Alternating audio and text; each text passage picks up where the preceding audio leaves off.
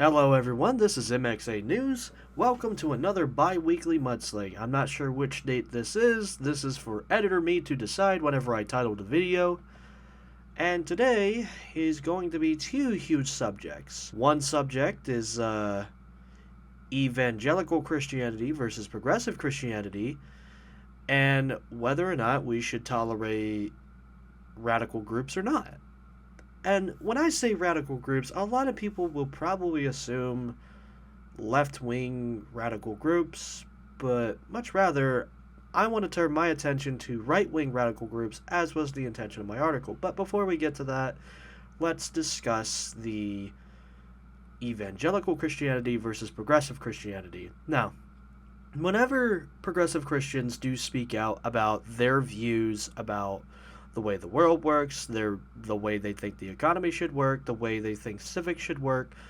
Whenever progressive Christians share their view on how they think Christianity should be interpreted, you get a lot of interesting voices that may or may not have an adverse reaction to expressing such sentiment. Which is ironic, coming from the party that's supposed to be all about freedom of speech, freedom of expression, freedom, freedom, freedom. And then the moment somebody does exercise their freedom, there's caveats and strings attached. You can be free as long as you're free in the way I think you should be free, not free in the way that it actually means. And that's my problem with a lot of conservatives and a lot of evangelicals, is that while they'll embrace the Constitution, they'll embrace the Bible, when it comes to actually applying the text to reality, that's where you start to question, are these Christians actually Christian? Or is it all pretend for them? But I'm going to scroll down some of the interesting, and I got a lot of interesting people here. I got evangelicals, I got neo-Nazis, I got all sorts of people that just came out of the woodwork. And remember, folks, the internet is a very toxic place. You should not engage with it for a prolonged period of time. Protect your mental health. The first user is, I'm not going to name these people by name, but the first user said, if Jesus did come back, conservatives would hate him. I agreed to that. That got 14 people laughing, but 15 people were either liking or hearting the comment. So, it's kind of like a 50-50 split between people who disagree with that sentiment versus people who agree with the sentiment. Somebody decided to post a GIF of a camera. I'm assuming they're saying it's propaganda. Somebody else rebuts with, leftists already hate Jesus. It's interesting that every time somebody either non-religious or of a progressive Christianity tries to speak on matters of religion or Christianity, a lot of evangelicals assume that people did not grow up with Christianity in their life. And I'm sure this is probably what their little echo chambers told them, is that they're godless out there, they're heathens, they have no God in their life, so it is your job to go out there and speak the truth into their lives. That is the evangelical mentality, is everywhere they go, they must spread the word, they must spread the word of God, they must make sure that everyone has the love of Jesus within their hearts. Which, if you want to discuss Jesus with people who are ready to accept Jesus into their heart, then that's not really problematic at all. It's like, it'd be the equivalent of a fandom saying, hey, if you find that this person likes Star Wars, geek out with them about what they like about Star Wars and, just be cool with them, basically. And that wouldn't be a problem. The problem becomes when you start saying, oh, they like that Star Wars. Well, now you're supposed to bully them. I find it very similar between fandoms and religions, where the basic idea of just talking about this subject with another person is not the problem in itself. What is the problem is when you're trying to police your version as the only correct version, when there is no one Christian religion. There's several denominations. This they can't even deny. There have been several religions there's been several denominations just in America alone. On top of the branches of Christianity that did branch from the Catholic tradition, the branches of Christianity that branch from the Protestant tradition, including Mormonism. Like, there's a lot of branches of Christianity, so this they can't even contend with. So it's funny that these evangelicals are saying, well, our Christianity is the only correct version. I'm like, well, there's like several, man. Which one is actually correct? And I'm sure some will get extreme enough to go, well, only our preachers or our church's interpretation is correct. I've seen some Baptist churches that say that you're only supposed to read it in the King James Bible and you're not supposed to have any music, any contemporary music. You're not even supposed to listen to music that doesn't have God in it. You're supposed to listen to music that only praises Jesus. And I'm just like, yeah, that's a little extreme for me. They were nice people. It's just, I think, unfortunately, they might have gotten indoctrinated by some very radical voices. I hope they broke free from it, and I hope they like realize that listening to contemporary music is not going to send you to hell. I mean, if it does, like, I would really question how petty that deity is. Anyway, back to this though. Leftists already hate him, and the other person, the original poster, that he said if Jesus did come back, conservatives would hate him. The original poster replied with, well, you clearly haven't seen the Republican Party the last decade or so, referring to the fact that even though the Republican Party claims to be the party of Christianity, their candidates have yet to use a Bible verse that really backs what they say. And even if they do use a Bible verse that backs what they say, they have yet to really follow up and like be true representatives of what the Word of God is. You have Laura Boebert, who like says that we need a more Christian nation, and yet she's acting quite depraved within public spaces where children could be, within a theater with a man that she was going on a date with. Going on a date with a man is not a problem out in public. Like, she does what she does with her personal time. It's just ironic that she's part of the party that calls the LGBTQ plus a bunch of degenerates that have no self-control, and yet she decided to be this person that lacks self-control and decided to do inappropriate things to him in public where children could have possibly been. It's just very ironic. I wouldn't normally use that argument. If this were a normal person, I'm like, well, you shouldn't have fucking done that. That's risky. But the fact that she's trying to sit on this soapbox, trying to wag her finger at everyone about being degenerate and godless, and yet again she fit the behavior that she described. I replied to this person who is basically trying to say leftists hate Jesus as like, no, leftists hate Trump and Reagan. I could see how some of y'all get that confused though. Somebody asks for the original poster to clarify. The original poster clarifies with a friend of whores and tax collectors who advocated for the poor, destitute, immigrants, handed out food to healthcare free of charge, driven to anger by commercialism, greed in the temple, told his followers to give to the poor instead of telling them to pull themselves up by their bootstraps. He's pretty much everything the Republican Party hates. And if you actually look into the Bible, you will find he is a friend to the prostitute when they were about to stone her. He stepped in and it's like, let he who is without sin cast the first stone, to which then all the Sadducees and Pharisees, or whoever it was that was gathered to stone this woman, they departed. They dispelled, and Jesus was able to save that prostitute from getting stoned, as was custom within that law. One of Jesus' apostles was a tax collector. I believe that was Matthew. There is also a verse that Jesus uses going, what you do to the least of us is what you do to me. And he did advocate for the poor. He said, donate to charity quite often. To the destitute, you have the lepers that he did heal.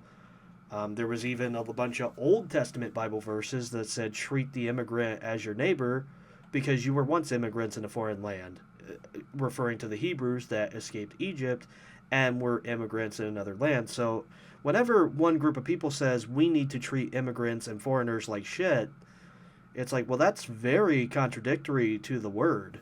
But we're also going at this from the Christian reference, not the Jewish reference particularly. I'm not going to speak on expertise on the Jewish reference, but if we do use the same frame of reference, I believe it doesn't vary that much.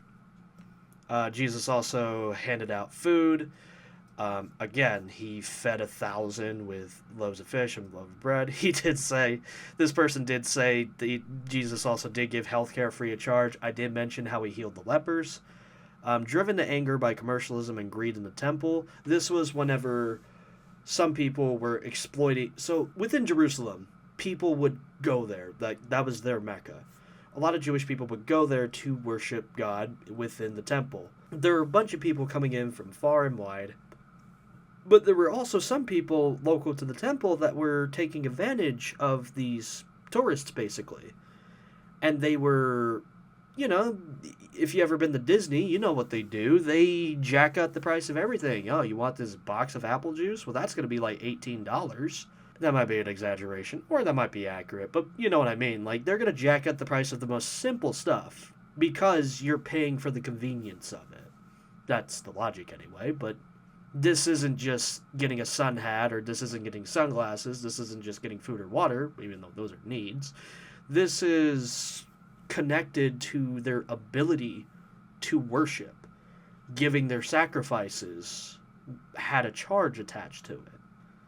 So not only would they possibly have to, like, there was a lot of exploitation within worship. There was a lot of commercialism attached to the worship, like give your money away and whatnot. And this made Jesus angry, and this is the part a lot of Christians refer to where it's like, oh, do you want me to be the Jesus that is loving or caring, or do you want me to be the Jesus that's flipping tables over and whipping people and yelling at them because of the commercialism enacted within the temple? And a lot of people like to tell me I take that out of context. Again, attaching commercialism to the worship of God, I really don't see how that's out of context. It's pretty explicit. He did also tell his followers to give to the poor instead of pulling themselves up by their bootstraps, which, curious thing about that phrase was used ironically by French left-leaning people. It was used sarcastically, going, yeah, obviously you can pull yourselves up by your bootstraps, but this is also embraced by a lot of status quo friendly voices that uses, well, yeah, you need to pull yourselves up by your bootstraps, without realizing the absurdity of what that means. Like, you know, like, how can you actually do that? You can't. That's the point of that whole phrase. Using it unironically to talk about bringing yourself up, that's a farce in itself. And this person concludes his statement with, he's pretty much everything the Republican Party hates. And again, this is not something that you can really contend with. The Republican Party is very adverse to poor people, very adverse to charity, very adverse to social programs. They always have been. That there's no questioning of that. Another person added in, not only would they hate him, but they would ask him for the hammer and nails to nail him back to the cross. I never got that either, where it's like, the church number one, idolatry is forbidden within the first commandment, and yet the church had decided that the cross should be a symbol of what Jesus did, but would the cross also not be a form of idolatry? This is a question that I've always asked since I was a young child, and everybody had yet to really give me a satisfactory answer or really sit down to talk with me, because if I didn't see their point immediately, they would just dismiss me as an idiot and just talk down to me and like, well, you just need to have faith. You don't need to worry about that. You need to stop thinking about that and just embrace it, okay? You just need to be submissive, and you need to embrace the authority when it tells you to do something. And I really didn't appreciate that, especially when the authority was abusive. Somebody asks, whether good faith or bad faith, why would Republicans have an issue with charity? As to whores and tax collectors, he called on them to sin no more. Well, yeah, he called on everybody not to sin anymore. But unlike you, who is basically exempting the other half of society from sinning, you're putting it on the whore and the tax collector to not sin. But you're not putting it on the other half of society that they affect. Because yes, the whore, the prostitute, does sin by engaging in prostitution. But we blame the prostitute, but are the clients who frequent the prostitute also not sinners? Are those who use their services also not sinners? See, Jesus isn't just focusing on the prostitute. I think if we're going to talk about Jesus like a real person, I think Jesus would also understand that the sin is not just on the prostitute. Because typically within prostitution, people do not choose that. Some people do now, but prostitution is not a first career choice. You know, when kids are growing up, I don't think you hear one saying, I want to be a whore. I don't think I'd be quite disturbed that that's what they said. But this is what conservatives are act like we do. It's just like, no. People who turn to prostitution are in desperate times and are looking for a way to pay bills. So if they can't sell their body to an employer, they're going to sell their body to very horny men or women. It's not just the prostitute that's sinning. It is also the people who client and frequent the prostitute that also sin. I mean, even the first-time users and the non-frequenters are also sinners for engaging in that. Yet, when the law is enforced, it's not enforced against the clients. It is enforced against the prostitute. And with tax collectors, well, come on. How are the roads going to work? How is society going to work? Like, how are trucks going to get your groceries, your burgers, and your nuggets to your stores? Your roads are paid for by government money. I know y'all hate to hear that one, but yes, private companies do build the roads, but who gives the company that money? Government contracts. So, anyway, they don't like hearing that one, though. Another person came in and asked, do you honestly think Jesus of Nazareth, who flipped out and hand-braided a whip just to whip people selling birds in his temple, would take one look at evangelical Christians and not be ready to throw down? You seriously think the racist, xenophobic, classist, legalistic pricks in the Conservative Party would accept a Middle Eastern man born into poverty, claiming to be the Son of God himself and only path to eternal salvation? I do want to debate with that one, though. Maybe yes, if you were to do it from a leftist materialist analysis, yes, Jesus is a working man. I don't think he was necessarily born into poverty because he is the son of a carpenter. Jesus would be more or less a merchant, or Jesus and Joseph would be more or less the merchant class. They would be people with a trade and a skill, basically already incorporated within society. Jesus did walk among the poor, but coming from poverty, as far as like coming from poverty, if we were to look at it realistically, I think Jesus would be a working class petty bourgeois, which is basically somebody who owns their own business, owns their own means of production, but may have to depend on other capitalist providers of their tools and whatnot, because they're not going to get their own iron. They're not going to build their own tools. Maybe they are, but they have to go to a primary source of iron, tools, and all that before they start their own work. So they do own their own business. They do kind of own their own means of production, but I would argue that Jesus is not born into poverty necessarily, but he does walk among those who are. But anyway, born into poverty, claiming to be the Son of God himself and the only path to eternal salvation, saying that in order to get into the kingdom of heaven, one must abandon their family and their belongings, when all Obama had to do was be accused of being the Antichrist by conservatives, was daring to be black and run for president. Get real. Now, I will say not every person who disagreed with Barack Obama was disagreeing with him because of his skin color. However, there was a huge amount of people that did because of those reasons.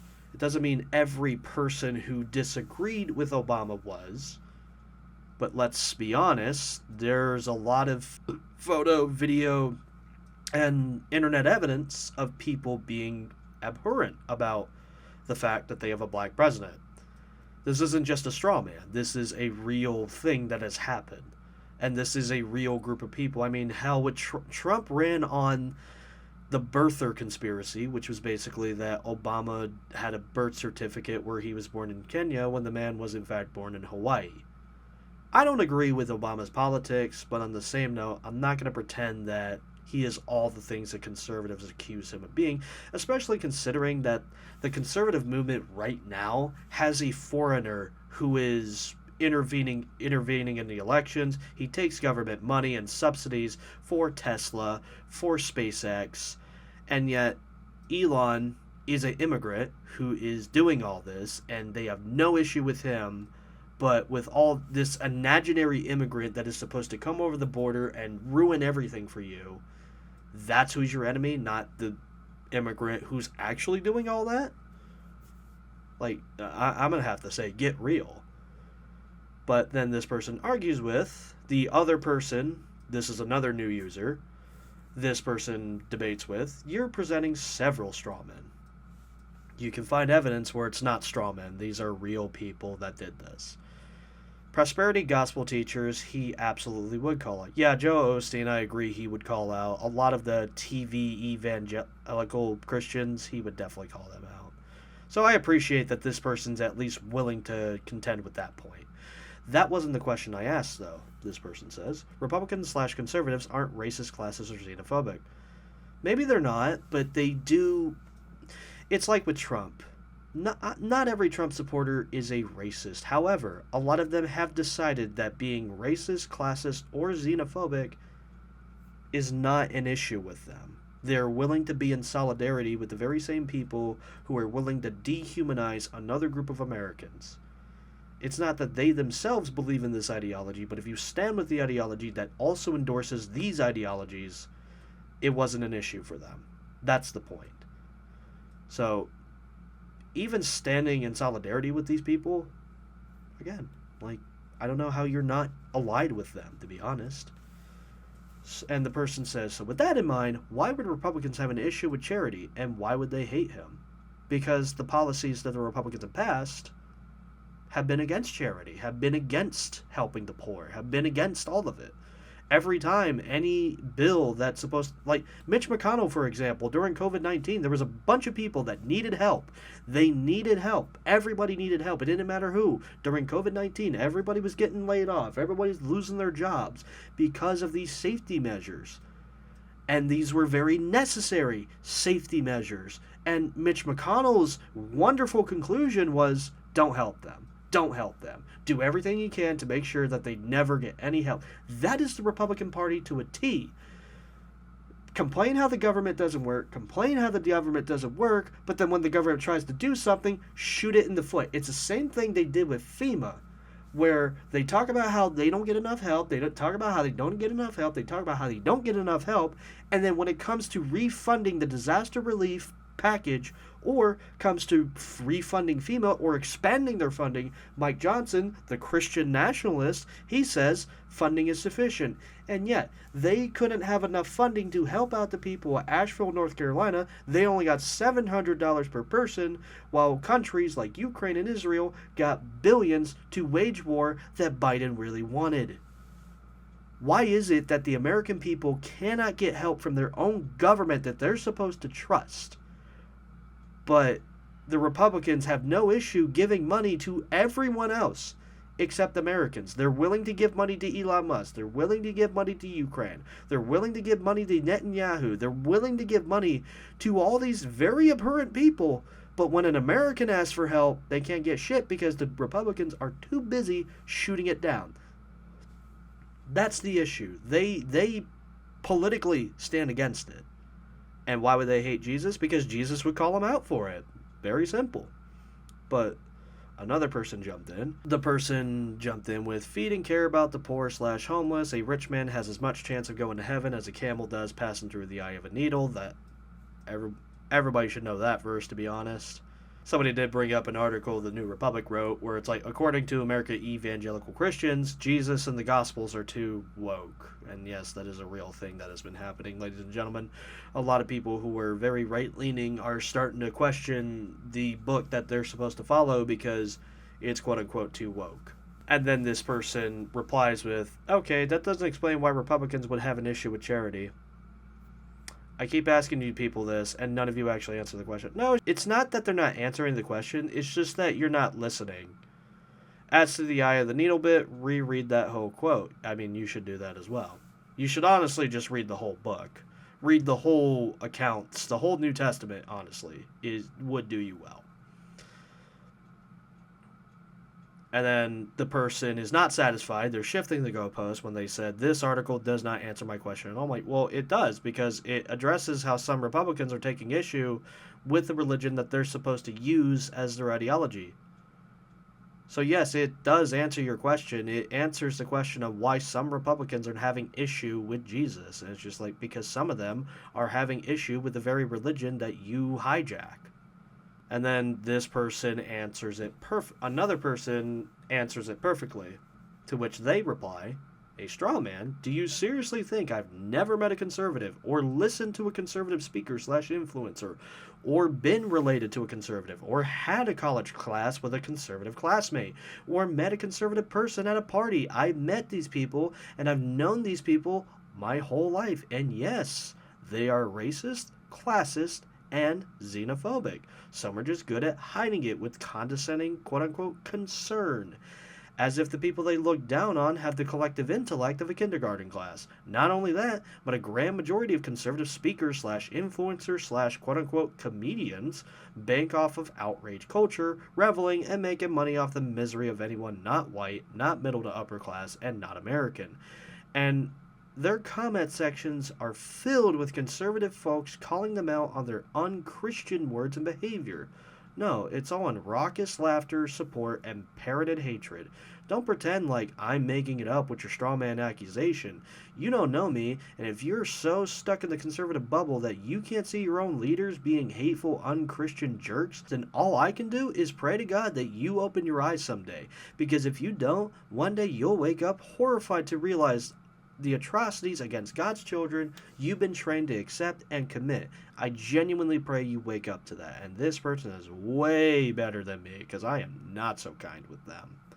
Because, again, a lot of these conservatives assume that we're also stuck in a bubble, but what they don't realize is all the people that oppose them are people that were pushed out of their bubbles. They were people that were outcasted, ostracized, and othered by their group. And what's happening is the same thing that happened with the Nazi Party, where they start off with smaller groups and they start ostracizing and ousting people, but eventually, because the group was, as the influence was growing, they started ousting and othering other people, because when they basically ran out of minority to harass, they started ostracizing and ousting people who weren't loyal enough.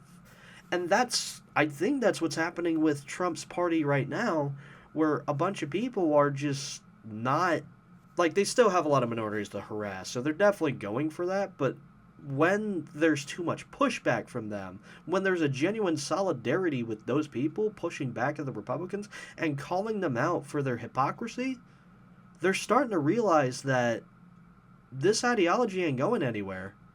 And everyone else that they have pushed out, they're not going anywhere either. So instead of, like, fighting against a group of people that can fight back, they're trying to go for an easy target they can push down on. And honestly, with all these evangelical trolls coming on here, I feel like that's what they view me as, is easy prey, easy target, because I only have around 200 followers, so they're like, oh, I can come in and bully this person, but ironically, what you end up doing is helping me more, because you're boosting me up in the algorithm. And you're making yourself look like an ass with all the unhinged takes that you're putting on my stuff. Like, you're revealing your true colors in one day. And here's the thing about the internet. Whatever you put out there is going to stay on there. People are going to take record and picture of it, and they are going to have that shit on there. And even if you delete it, Facebook is going to have record of you saying it. A lot of people are going to have record of you saying this stuff. So for whatever dumb thing you say, it's going to be on there somewhere. This goes for everybody. It doesn't matter what political background or ideology you have, because a lot of your unhinged stuff is going to come out for a lot of people to see. And it's going to be really interesting when millennials start running for big offices like president, on like the amount of stuff that's going to come out because of it. Not even just millennials, but also like Gen X, because a lot of them do use the internet as well. It's going to be real interesting. It's like, oh, well, you posted this Facebook thing on here one day 10 years ago. Like, it already happened with the Twitter mobs, but it's going to be interesting when it kind of is going into political, But now I think it's going to start getting more detailed, more explicit, and more. Anyway.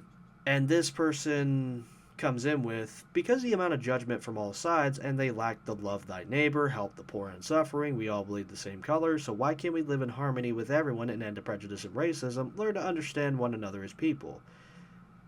I know they're coming from a good place, but I also have very small patience with centrists, because it's demanding that we put aside our grievances to a people that won't put aside theirs. It's unfair to tell a group of aggrieved people to put aside their grievances when the group that's against them refuses to do the same. Because at the end of the day, all you're asking those people who are aggrieved to do is leave themselves vulnerable for the people that wish to keep inflicting grievance on that group. Basically, hey, I know you're mad at them because they hated you for your skin color, sexual orientation, or lack of conformity, but you should probably stop being mad at them and be the better person. But we're not going to ask the other side to do that either. And they never do.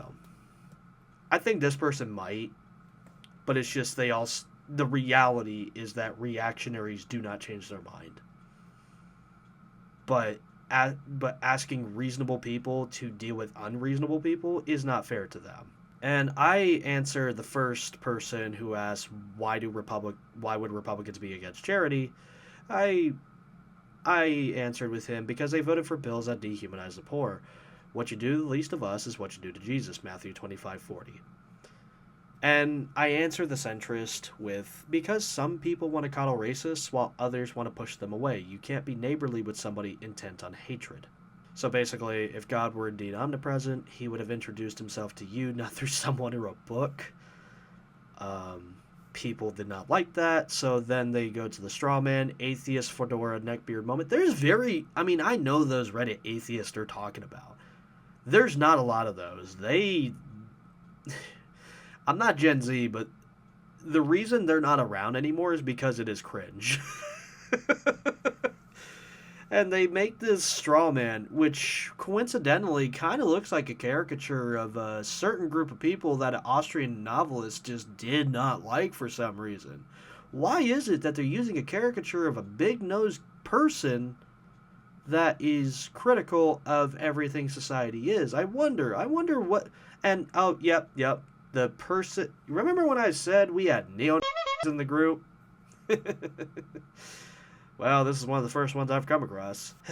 So I just simply ask him, do you even read your own book? They're arguing about straw man.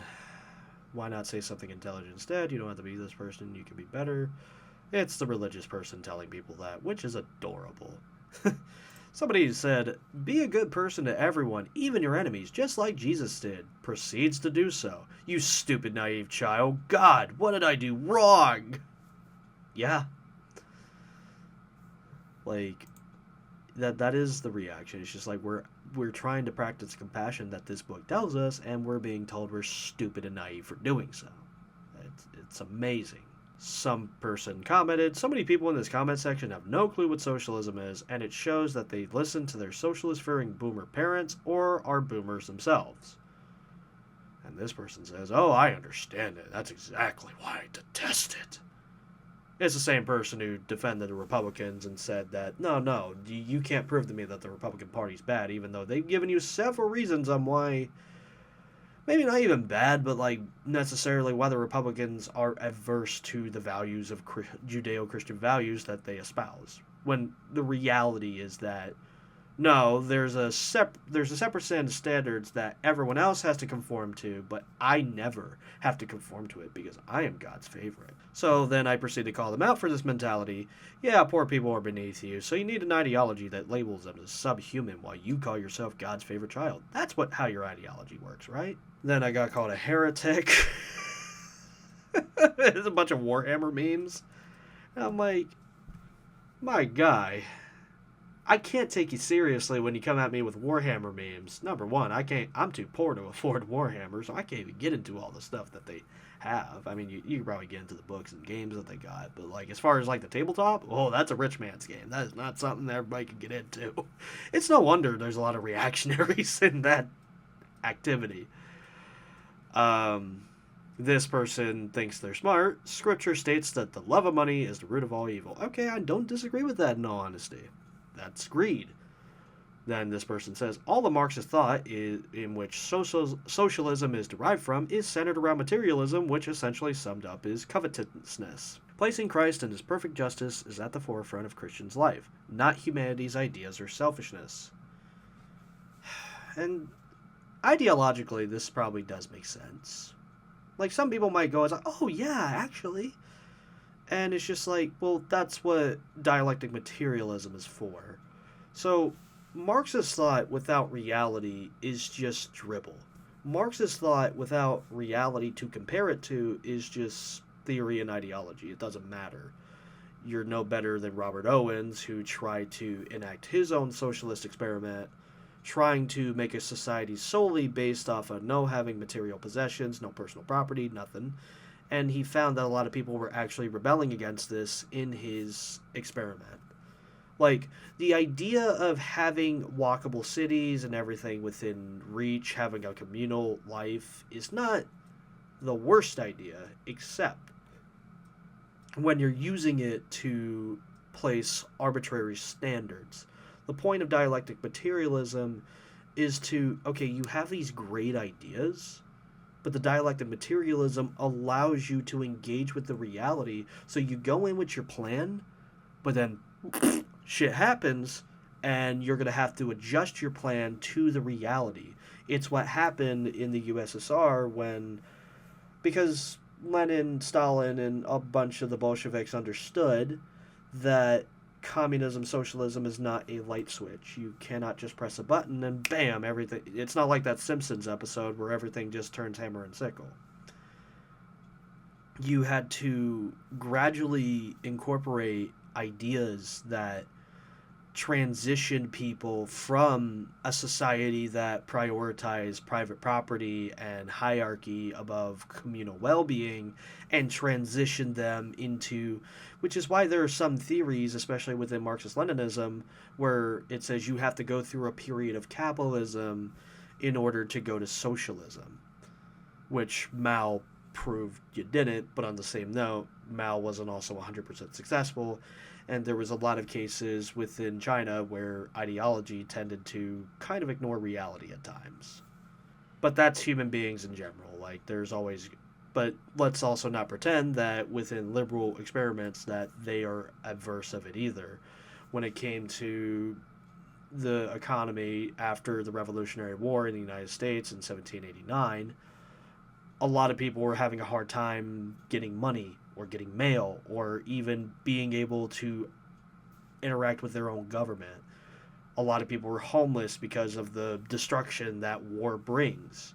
And a lot of tax collectors were dumb as fuck, and they were like, not just debt collectors, were dumb as fuck, and they were being like, oh, well, you owe us. And it's like, dude, I got nothing. I literally have nothing. My house is burnt by the British, or the indigenous people we fought. It's burned. I got nothing. My crops are burned. My family is dead. Fuck off. Stop fucking with me. And the debt collector, being too fucking stupid to read the room, that's where dialectic materialism comes in. Basically, dialectic materialism, if you had to do it in layman's terms, is the ability to read the room. You have this idea, but if you can't read the room, your idea doesn't mean shit. So for the people that's like, communism is a nice idea on paper, I'm like, and dialectic materialism is what makes it work. This person, and actually, there was a reason I went to this train of thought. This person, well-meaning, but this person says socialism helps people rise from poverty, food, shelter, healthcare given freely is what both Jesus and socialism is about. And being able to live comfortably isn't covetous or selfish. I can agree with that. That's not too idealistic. I would agree with a lot of that. But you could also detect that there may be a hint of idealism behind what they type. This person says, that's cool and all, but socialism only does that on paper. Again, I've addressed that. It doesn't actually work in reality because humans are corrupted. The human nature argument. If humans were as competitive as you say, Why is it that within the Neolithic eras that hunting packs were cooperation was the ultimate key to survival?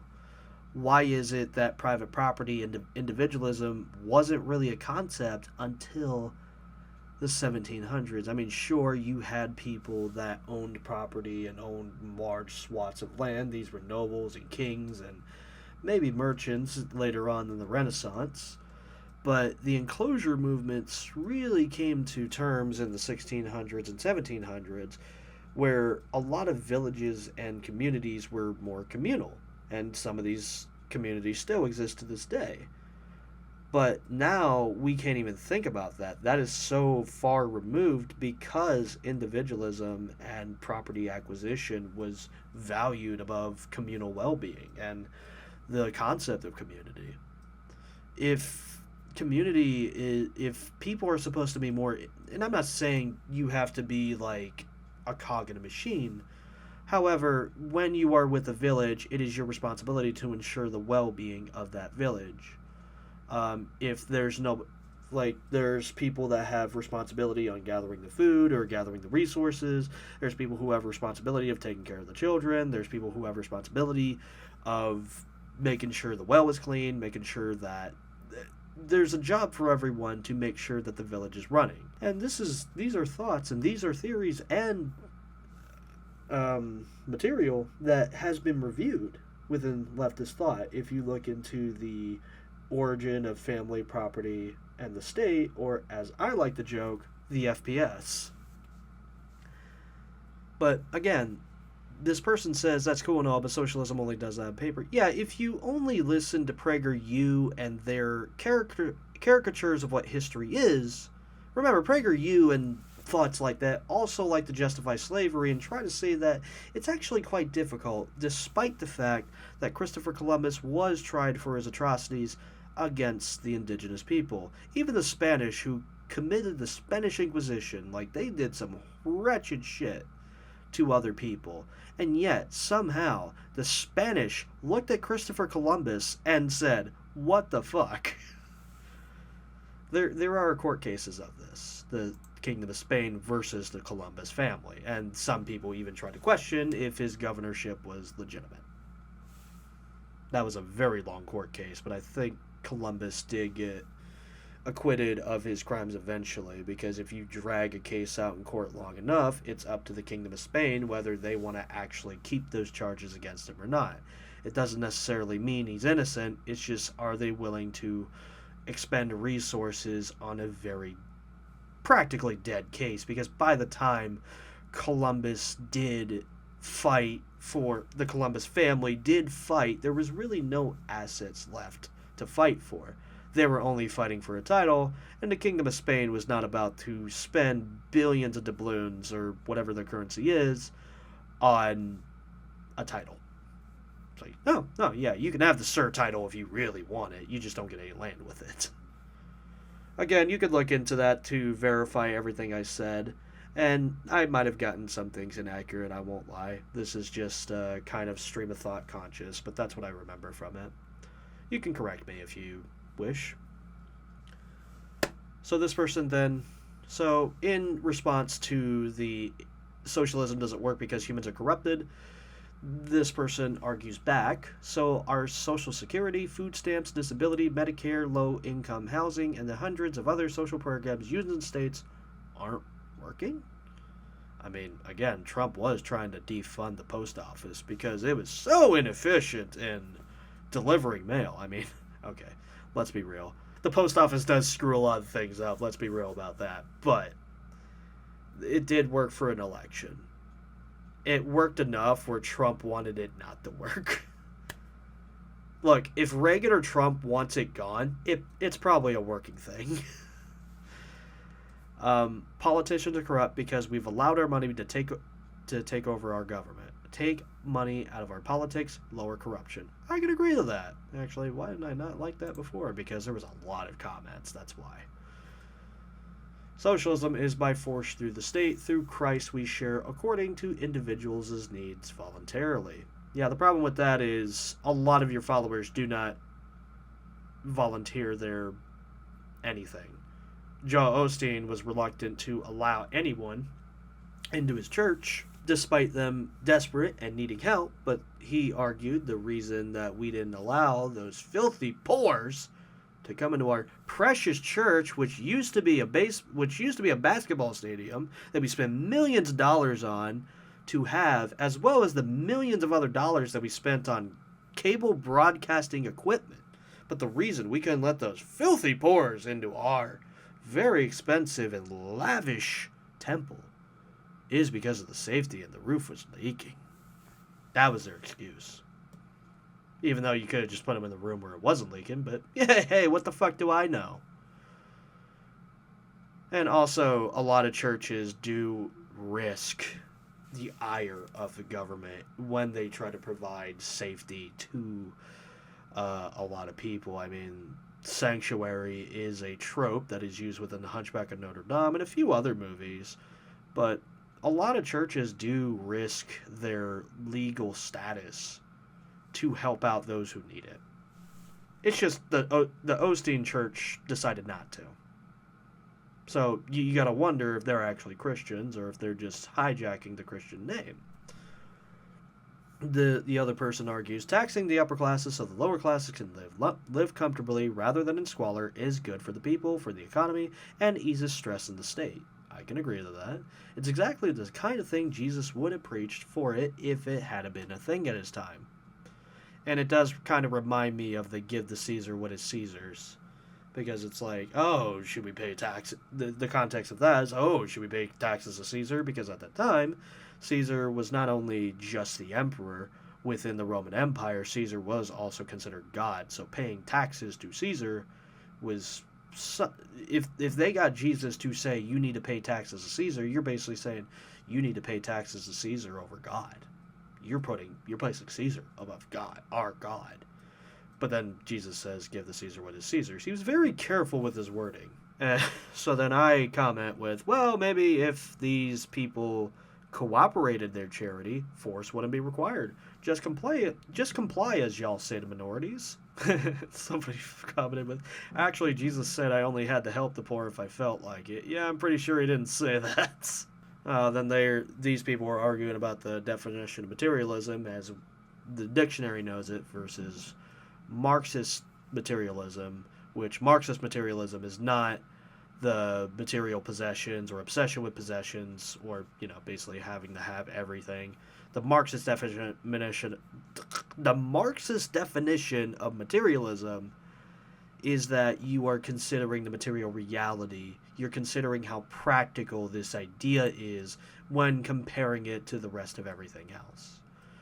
This person then proceeds to smugly say, using the dictionary for a Marxist definition is literally the most pathetic, juvenile attempt I've seen to define a word that has been defined differently by not just Marxists, but plenty of academic social settings. I suggest reading something other than Mein Kampf before trying to write about things you're wrong about.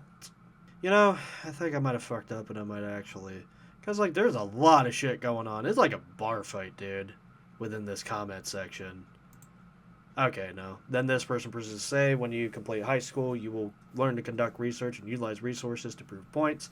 I love how, because I believe socialism is evil, you automatically go to National Socialism as if other systems of governments do not exist, except for extreme forms. Well, what's what y'all do? It's what the conservatives do. It's like, either A, you are this very demonic, horrible, evil thing. Again, the arguments against communism verge on not even verge, they are hyperbolic in nature. We're not like those godless, heathenistic communists. No, we're God-fearing, red-blooded Christian Americans. It's just why are those things all tied together? I mean, you can be all those things, but why do you have to literally be the opposite of the other ideology? Why can't you just, I don't know, pick and take from ideologies? That's what an intelligent person would do. Somebody said heresy at this hour. It's a Warhammer post. And I said probably the best meme out of all these low-effort Funko posts. Difference is that I'm actually calling you a heretic. Me more. He got mad at me. He sent me a meme of him glaring at me. Oh, yep. And then this genius here says, so what exactly did Jesus say that would have been supportive of the Holodomor? That is another one that is not backed by a lot of verified sources. Even people who are the most rampantly anti-communist have found that the Holodomor is a myth. It is a bit of propaganda that Nazis had concocted against the Soviets. Basically, it was a story that they told. Now, granted, I'm not saying the famine did not happen. The famine did happen. Denying the Holodomor is not the denial of the famine in Ukraine and the famine throughout the Soviet Union in the 1930s. However, the Holodomor states that Joseph Stalin had purposely ordered for the starvation of the Ukrainian people. But then I might ask, what's the motive for that? Like, really, what is the motive for Joseph Stalin doing that? In an ideology about, and I'm not saying he is perfect, so there's definitely probably a flawed logic that he has, but people do not act just because they're mad and they're crazy.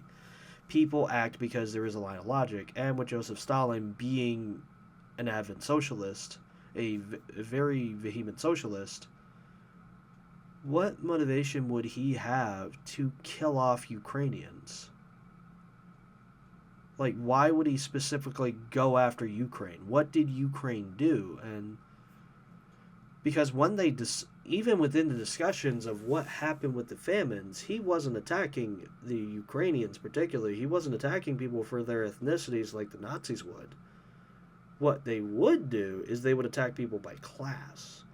And they would say that it was the kulaks that were hoarding the resources, destroying the resources, selling the resources into the black market, preventing the USSR from collectivizing the agriculture and distributing it to the rest of the community. So basically, when this rich, wealthy family decides to sell this product, destroy this product, or ensure that the USSR cannot collectivize this product, what they have essentially done is they have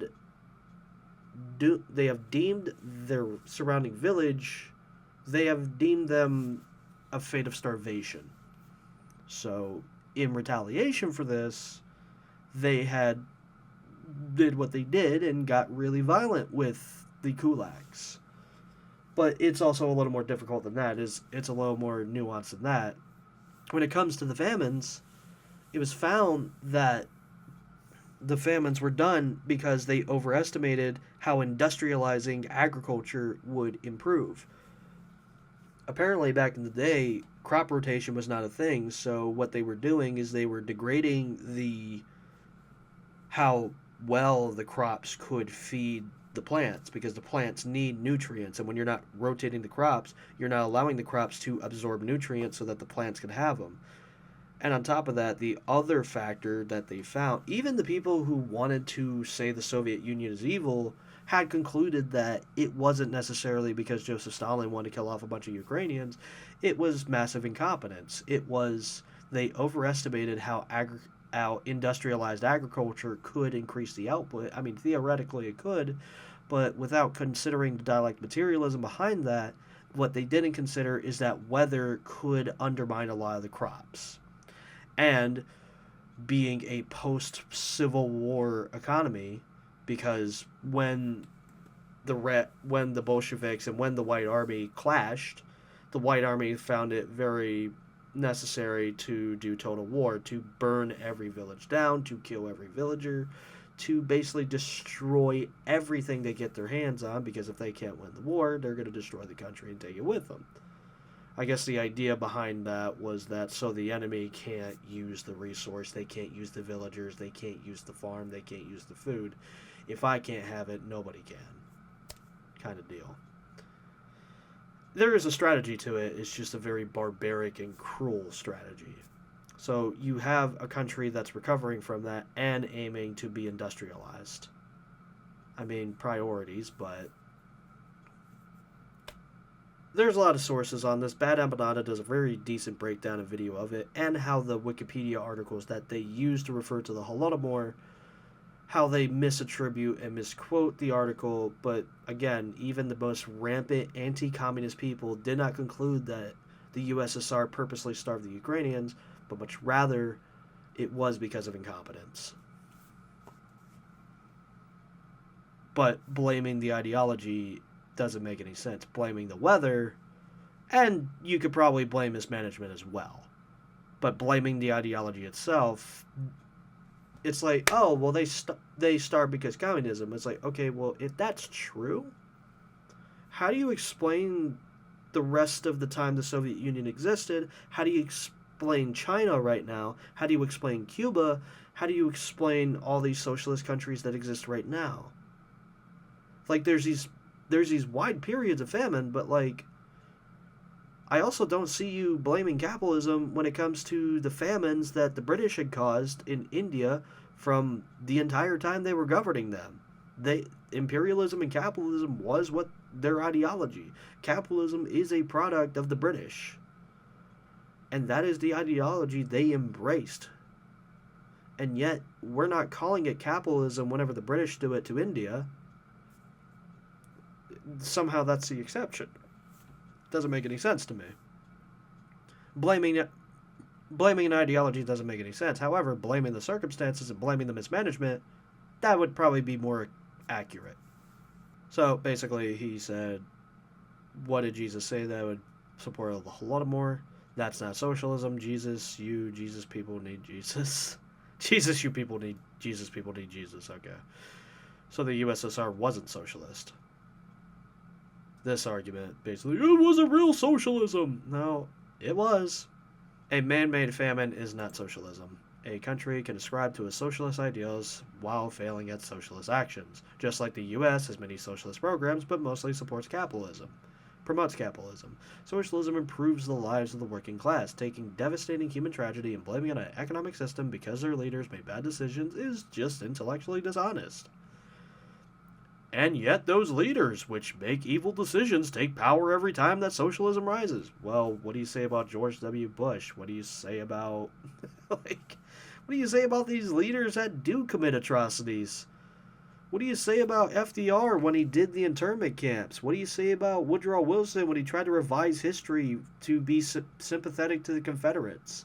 What do you say about Robert E. Lee? Robert E. Lee's a good example. Bad general, just didn't give a shit about his soldiers. But what do you say about George Washington, who committed the Sullivan expeditions? Like, do you really want to condemn an entire ideology because of the evil that a few people did? Because, again, liberalism has a lot of blood on its hands if that's the logic we're going with. I mean, the French Revolution alone. And this person replies with, that's because people like yourself prefer to hand power over to dictators when you don't get your way. Yep. I mean, say what you will about the Nazis and the Italians and fascists all over the world, but while the CIA did undermine and in place a lot of dictators against the will of the people, when it comes to the dictators we think about, the Nazis were voted in, Mussolini was voted in, and now people are trying to overthrow the government on January 6th for Donald J. Trump.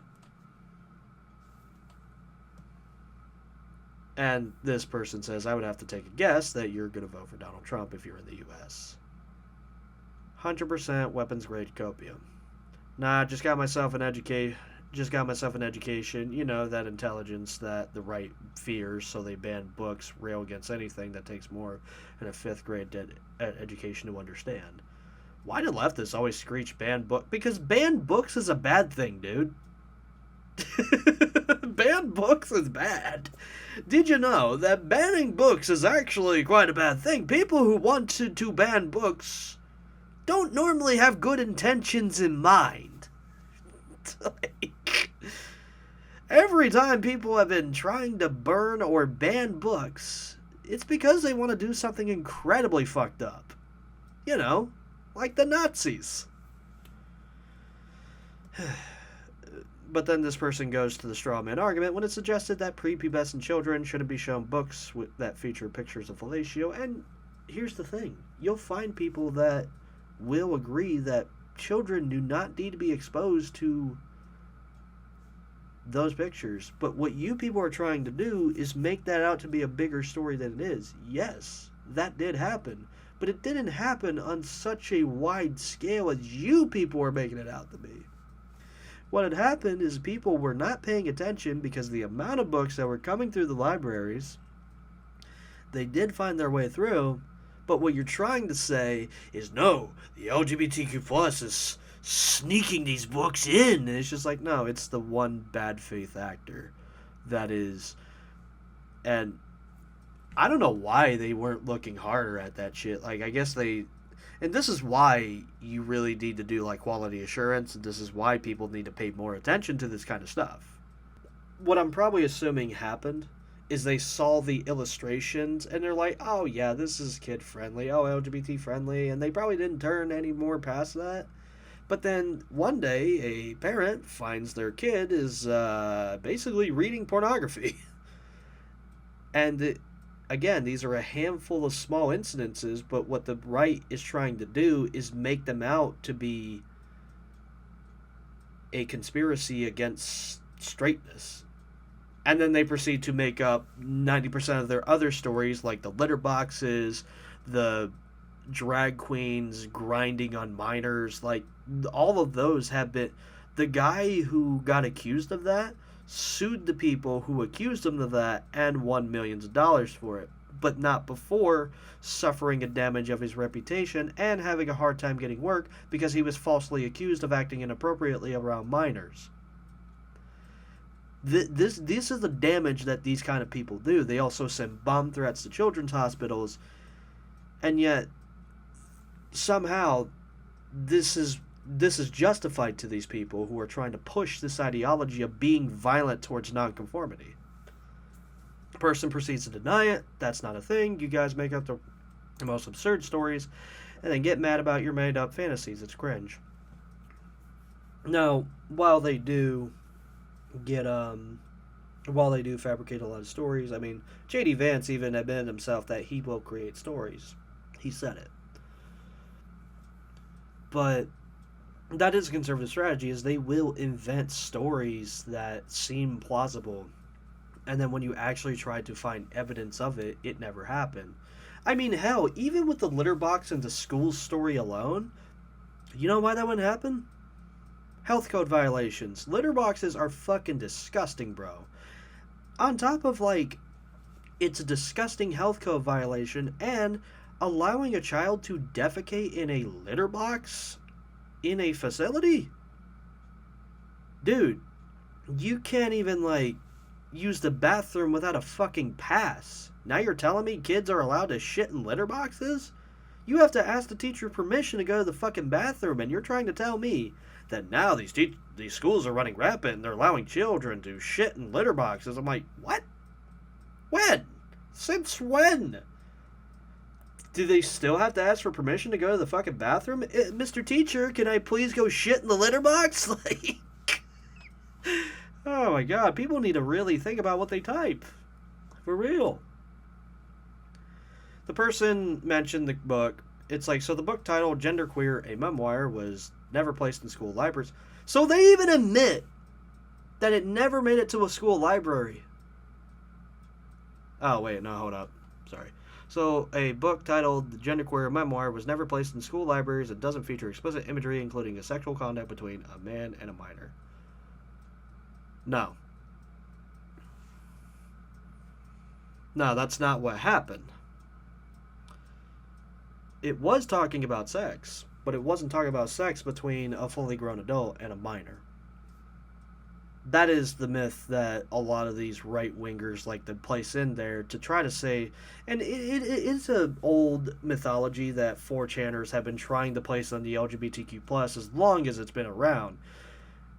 I mean, not even just 4chaners, it went as far back as the 1950s and neo-Nazis, I mean, not neo-Nazis, actual OG Nazis, sorry, where they would just automatically say that they're trying to corrupt your children and trying to make it okay to be homosexual. It is an argument as old as the 1920s and the 1930s. This has been an argument that has been lobbed against the LGBTQ+.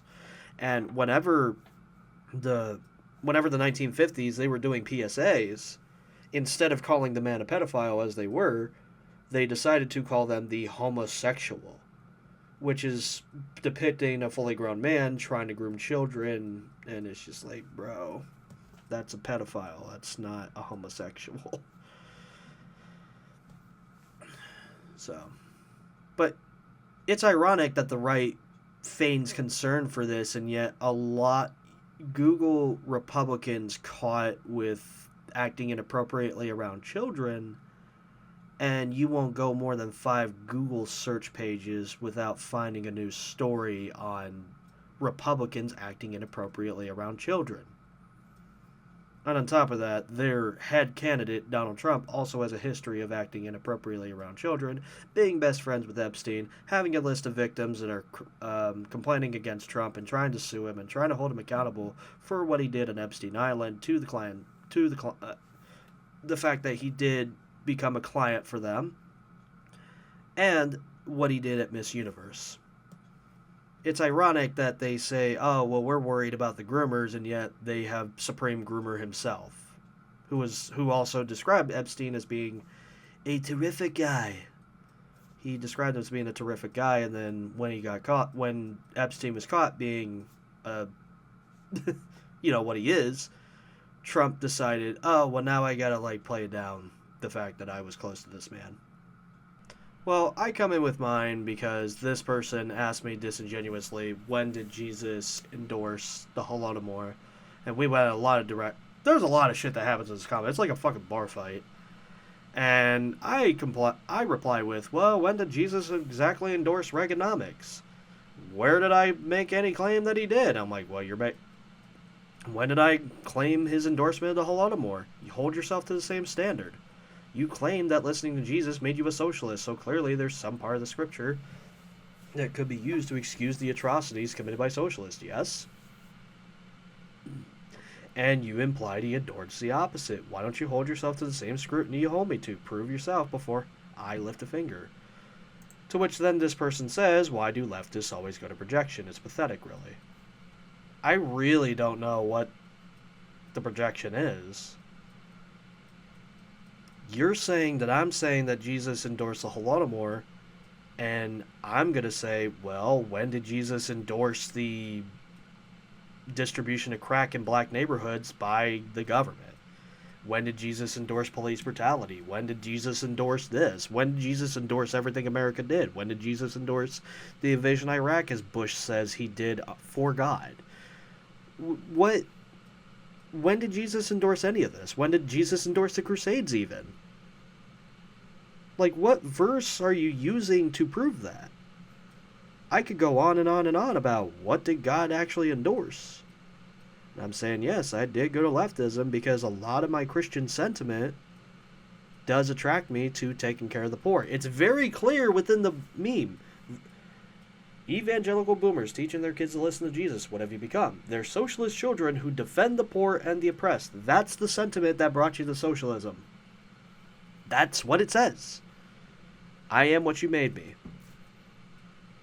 So I don't know what you think I am projecting onto you, because you're trying to hold me to a standard that you will not hold yourself to. That's why I asked you that question. It's up to you whether you actually answer it. And then I said, why are rightoids allergic to reading and consent? Because again, rightoids argue against consent. Matt Walsh is a big proponent of why consent doesn't really exist and why we should never even consider it. Which is disgusting, but, it's Matt Walsh and it's transphobes. So, they don't really have humane ideas. And thankfully a lot of people had saw the charlatans they are and are avoiding them, because having a person scream about a child's genitals is, it's not something people want to sit around for. Especially in a public setting.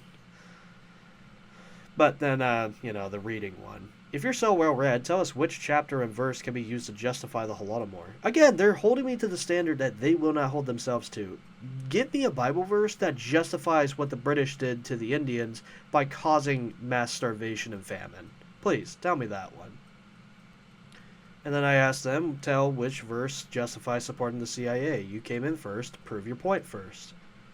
And then they play the game. They shift the goalposts. Where it's like, where did I say it does that? And no, you illiterate, tanky British cigarette. And I'm like, Just call me the slur bud. Be brave. You're a brave boy. Just say the word.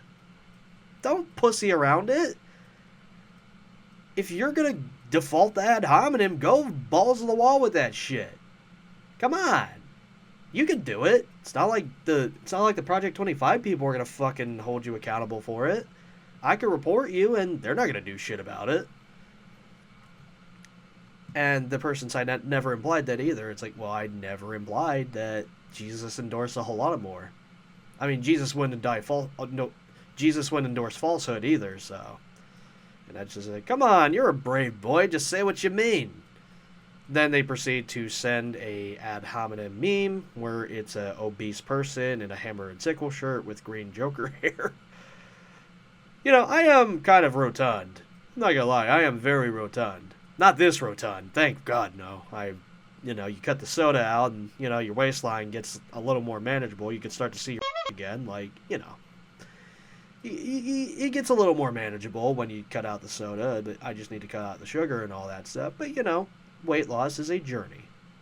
I'm probably making more progress than this person ever will. I have depression, anxiety disorder. I'm confused about what gender I am. No, I'm very clear what gender I am. I am a trans woman, so, I'm unemployed and in serious debt. I waste all my money on weed and Star Wars memorabilia. I have almost no impulse control. I haven't learned how to put the Cheetos bag down. This person accuses me of projecting, and this is what happens. Now, here's how I would fix this country. And then I throw a meme back at them. It's a bunch of boomers saying, accept Jesus or you don't spend eternity with us. And I just asked them, so what happened at Abu Ghraib was the will of God, according to you, right? And Abu Ghraib is a fucking human disaster, a human rights disaster. But hey, that was the will of God, right? This different user says Jesus never said envy thy neighbor and then have the state steal their money. I mean, the white supremacy has a long history of doing that, and yet they also claim Christianity as their religion.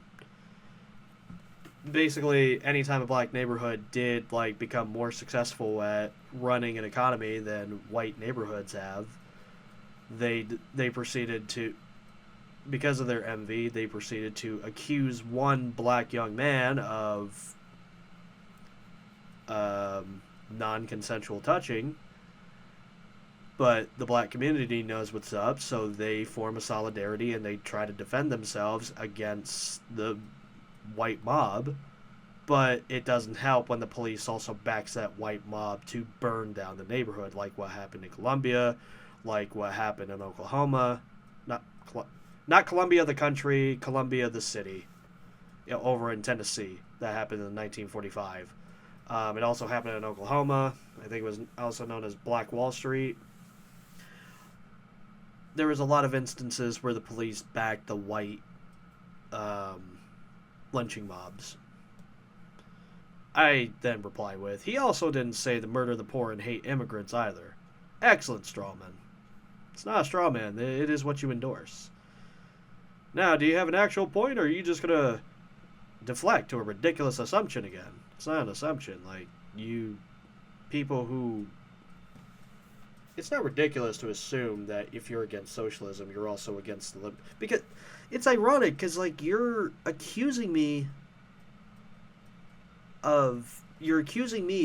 because you came onto this meme commenting this wild-ass shit. Jesus never said, envy thy neighbor, then have the state steal their money. So you're telling me that that's what socialist states do. That's your assumption. That's your very wild assumption. So you're telling me that I'm going to deflect to a ridiculous assumption? That's not ridiculous right there. That's not ahistorical. And I just reply with, I don't need to engage you in bad faith if you come... I don't need to engage you in good faith if you come here in bad faith. It's that simple. If you come in bad faith, I'm not going to engage you in good faith. I don't have to. I'm done with that. You people have burned all those bridges, all the grace. If you're going to come in with ignorant-ass opinions, I'm going to call you out on it. I'm not going to be nice about it either. Should I be a little more careful? Yeah, well, I mean, I had the correct opinion because I wasn't paying attention. But this is not a case of that. You came in with a wild-ass opinion. So then they asked me, how exactly did I come at you in bad faith? Is this what you do when you apply a non sequitur? You make another baseless claim? Dude, quit borrowing words from the dictionary. You're not that fucking smart, bro. You do not talk like this normally. And if you do, it's no fucking wonder you're an antisocial piece of shit that women cover their drinks around. Like, it's no fucking wonder you people worship losers like Elon Musk, who is a fucking perpetually divorced dad whose kids don't even talk to him anymore. It's no fucking wonder.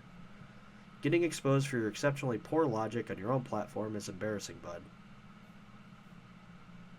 I mean, you're also not applying logic to your own arguments. You're just coming in with wild-ass shit and then assuming you're correct and demanding for me to capitulate to a standard you won't even follow. So then I reply to them with a meme. Sir, this is a Wendigos. You are outclassed. Like, basically said, now respond if you'd like, but it's not going well for you. You are obviously outclassed. Bro, why are you talking like a fucking villain, dude? Why are you talking like a Saturday morning cartoon villain? Like, this is some shit General Hux would say.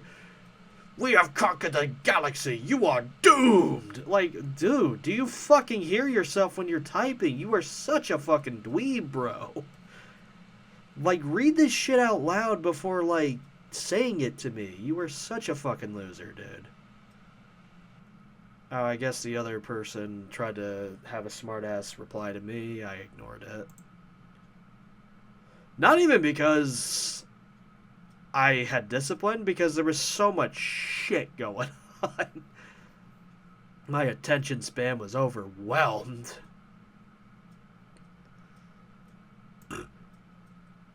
Oh, yep, here's the neo-Nazi. Basically, he said, holy shit, that's Jewish as fuck. And I'm like, oh, look, a Nick Fuentes stand. That's my reply to it. But I'm going to go ahead and report it. I'm going to go ahead and block and delete that asshole. Because it's like, I don't tolerate anti-Semitism in my platform. I don't.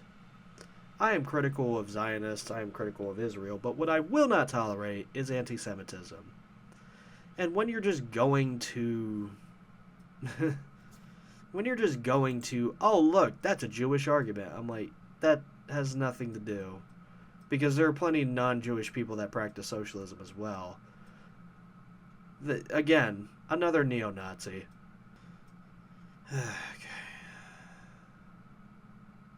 Okay. So, this individual... People becoming materialists is the opposite of Christianity, arguably exactly the opposite.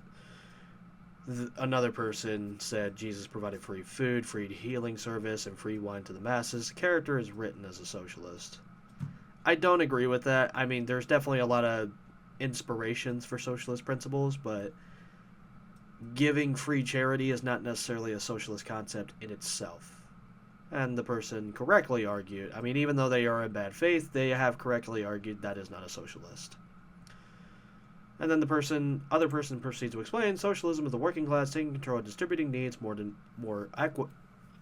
Socialism is the working class taking control and distributing needs more equitably. Social security is a socialist program. Food stamps are a socialist program. Anything that helps people rise out of poverty are socialist programs. That is true. The U.S. has quite a few. You do not understand that Jesus promoted socialist ideals, is why foreigners make fun of the Americanized Jesus you hear weirdos worship. Yeah. Free food, medicine, and booze is socialist. This definition of a socialist only fits the most cartoonish, normie, Republican imagination. Please stop calling people normies. That is... It makes my stomach churn because it's the shit that fucking 4chaners and neo-Nazis use against everyone else. You're not cool by doing it, dude. But socialist thought has been stained with materialism, making it entirely incompatible with Christianity. The true Christianity, a socialism mantra, comes from midwits who don't understand either. This is probably another neo-Nazi, to be honest. Maybe. Might not be, but definitely terminally online, that's for sure. As fun as those points would be to get into again, your description of Jesus isn't socialist, charity isn't socialist. Jesus at no point promoted socialism. He promoted obedience to God. He promoted several things. Obedience to God was definitely one of them. But promoting charity to the impoverished was definitely something he also argued as well. So Jesus didn't multiply bread and fish, heal people with a touch, and turn water into wine. Are you denying the miracles of Jesus? I mean, I know it's fiction, but you're sounding sacrilegious. I've studied Christianity under a biblical scholar, but I'm not writing a dissertation here. I'm making generalized comments on Facebook. It's not that deep. Actually, it quite is, but y'all are getting the pretty deep conversation. I mean, they're going very superficial with it, and you're actually cutting them where it matters. Making sure people have food, shelter, security is socialism in action. Okay.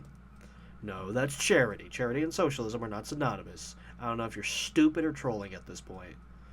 And I just replied with, same can be said about you. I can say the same about God damn it. We need to stop parroting shit, okay? Hey, listen. You need to pay attention to what people said. The other person said about it, then... Anyway, I know there's a lot going on. I don't blame you. If charity helped enough people, we wouldn't need socialism. Charity relies on people's kindness. Socialism makes sure people's needs are met whether or not anyone is feeling charitable. It's exactly the kind of thing Jesus would have preached about if it had been the thing in his day. If multiply bread, heal people, and turn people into water, then socialism. What kind of brain rot take is that? Oh, yeah, okay. Finding those progressive Christians who manage to serve both Christ and socialism is like a needle in a haystack. They march straight into apostasy because what they really are serving with socialism is materialism. The fact that you are admitting your sacrilege scores no points for the Christianity is actually socialism case. Concern trolling me for sacrilege is not particularly convincing either. I'm not super hostile to state planning or management resources. I just acknowledge it is a secular economic system that is worth exploring, not something to be made synonymous with worshiping God. I mean, okay. Hold up, what's this person's profile? Oh god, it's a fucking Warhammer. Of course. Fuck me. Feed the hungry, heal the sick, uplift the poor. Are those not basics when it comes to following Jesus? That's what social programs are for, socialism. What kind of brain rot do you not have to connect them? Admitting my sacrilege, I can't commit sacrilege against something I don't believe is sacred. Charity does indeed help, and it was made more possibly by the prosperity created by capitalism. There's the argument. There's a good old boomer Reaganomic argument that where are they from? I'm not going to dox them, but... Oh, yep. Okay, that makes sense. You guys aren't going to see it, but hey. Socialism doesn't make sure people's needs are met. Quite the opposite. There's a lot of data that even the CIA took that disagrees with you. But, we can keep talking about that all day. I mean, just look at the CIA's reports on the USSR. Just look at the CIA's reports on a lot of socialist states. And even they know whatever they say, they're like 1984 is bullshit. I'm surprised they even...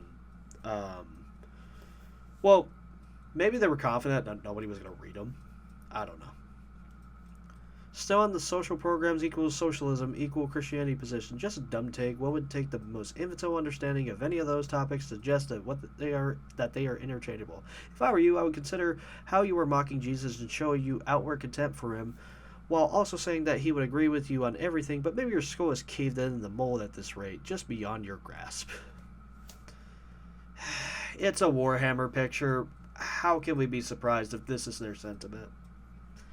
So then I come in with, while charity and welfare can be part of a socialist system, that isn't what defines socialism. What defines socialism is an economy controlled by the working masses, an economy where property is communally owned or owned by the state within the transition from capitalism to socialism and then to communism. Welfare is a byproduct of socialism, but it's not what defines socialism. Socialism, however, is more likely to allow social programs in capitalism, an economy that prioritizes the individual above the collective. Many evangelicals demand for welfare to be enacted through charity. However, you can't be surprised when those who wish to enact broader welfare grow disappointed with capitalism's reluctance to do so.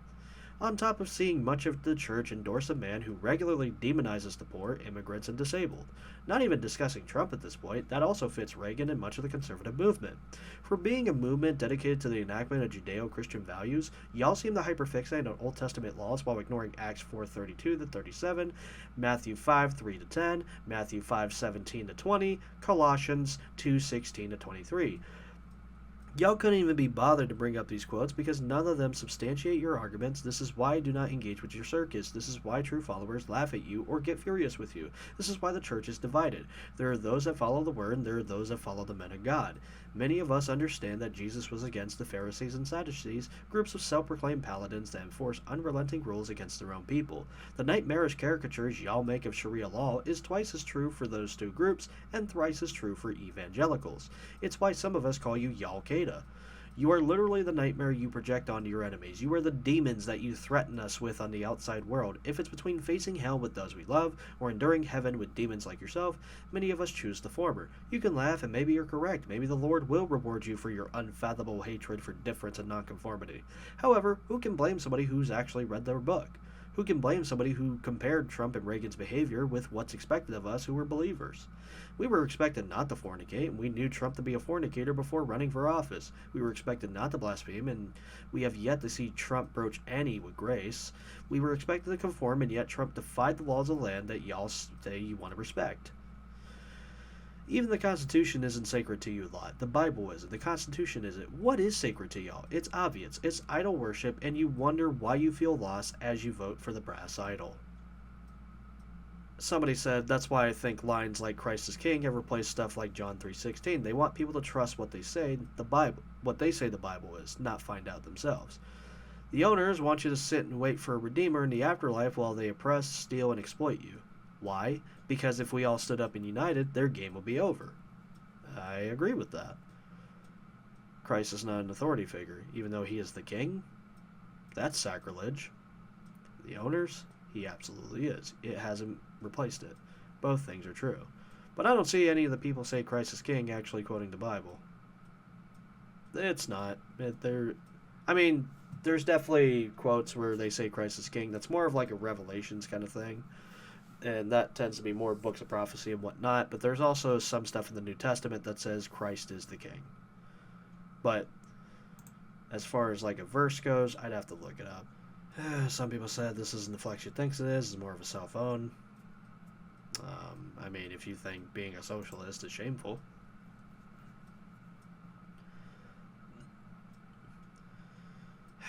Some person said, I didn't know that Christ made himself a party secretary after purging violently any opposition, his ruler via torture, blackmailing, and then installing his henchmen as political cadres to keep his army and spy agencies on check. You could describe that for any government. But yeah, Stalin was very infamous for doing that. A lot of party purges and whatnot. But here's the thing. There's also a lot of people that were compromising the security. And again, we're going to pretend that no government does this. You don't think that the United States did that to its own people that weren't capitulating? Thomas Jefferson was especially vicious towards John Adams. Was he like sending agents in to kill off his people who supported John Adams? No. But he was defaming his reputation. He was being a little shit, basically. He was using false narratives to create chaos so that Thomas Jefferson might win the election over John Adams. And Alexander Hamilton went even as far as to say that we need to start killing off a lot of people during the Jay Rebellion, the Whiskey Rebellion. Alexander Hamilton wanted people to be executed, but George Washington pardoned a lot of them, but then executed 2 of them. Much to Alexander Hamilton's chagrin, who wanted to execute everyone. So then I reply with, pretty sure he isn't all peace and love in Book of Revelations, but you can believe in Reagan Jesus if you think that's valid. At least Christ will do it simple and quickly under God's orders, not by torturing and rolling tanks even on farmers and workers for not meeting bullshit quotas set by the bureaucrats hounded by the secretary. Again, you're describing a lot of what government does. What do you think the IRS does? IRS is making sure that you meet a quota. You need to pay a certain amount to the state if you have a job. If you do not pay your taxes, the IRS will come after you. Nobody gets away from that. It's ironic that you see collectivization as being the worst thing ever, and yet collectivization is basically the taxation function of a socialist state. Is it perfect? No. But people bitch about the IRS too, so.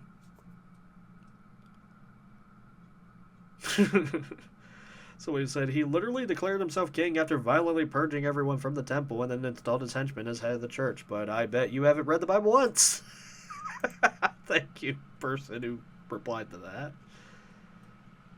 Somebody posted a meme saying priests on top of children, the rest of the church, they're focused on drag queens. Oh, yep, then I had a Christian, whoosh, you are now having the diarrheas. That's a meme. Apparently wishing diarrhea on people is a meme. Hey, it's okay for Christians to be very Christian towards you, like show you Christian love, but, you know, I tell them a similar sentiment, and I get reported for wishing harm on people. It's just very interesting, that's all. Poor and oppressed are results of bad life choices.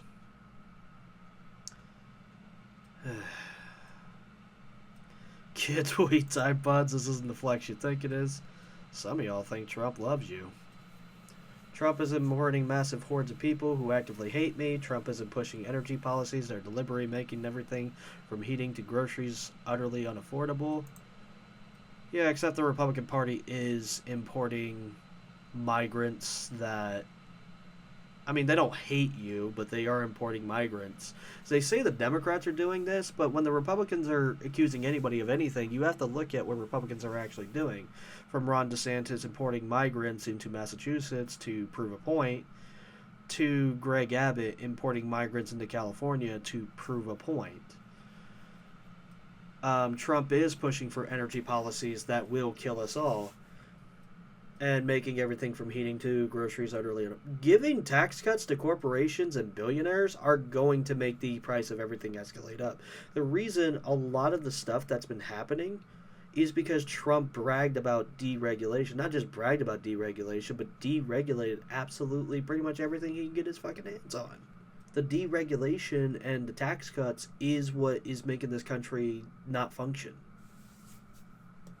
It's why listeria is breaking out so vehemently around the United States. It's why so much food is getting contaminated, because Trump wanted to deregulate not just Trump, the Republican Party wanted to deregulate how meatpacking plants could work. And it's ironic that meatpacking plants also recently incorporated the employment of children. So we're back to Gilded Age politics, ladies and gentlemen. The jungle is making a return. I have an article about that, actually. That one you could actually read for free. This is why your parents change the subject when people ask about you. And this is why you're never invited to family events or allowed 300 feet near a school. Socialists defend the poor and oppressed, pick one. I mean, do you have any idea what socialism is the idea? Oh, yeah, then I had to get on to them for using slurs, because they were using ableist slurs, and I'm just like, you can do without that, please. Please, if you are using any slurs, I mean, racial slurs is an obvious one, but any slurs, ableist slurs, like, don't call people, you know, the very antiquated term for mentally deficient. Let's not have that term make a comeback, please. Sounds like fatherless behavior to me. And I just reply with a GIF. I think it's called projection, dude. If fatherless behavior is what makes people give critical thinking skills, and then more people need to grow up without a father. And somebody replied with, I'm my dad's favorite. Yeah, evangelical boomers in these comments are proving the point of this post. Absolutely. Not understanding Christianity or economics sounds like bad parenting. Yeah, trickle down does sound like a bad product of bad parenting.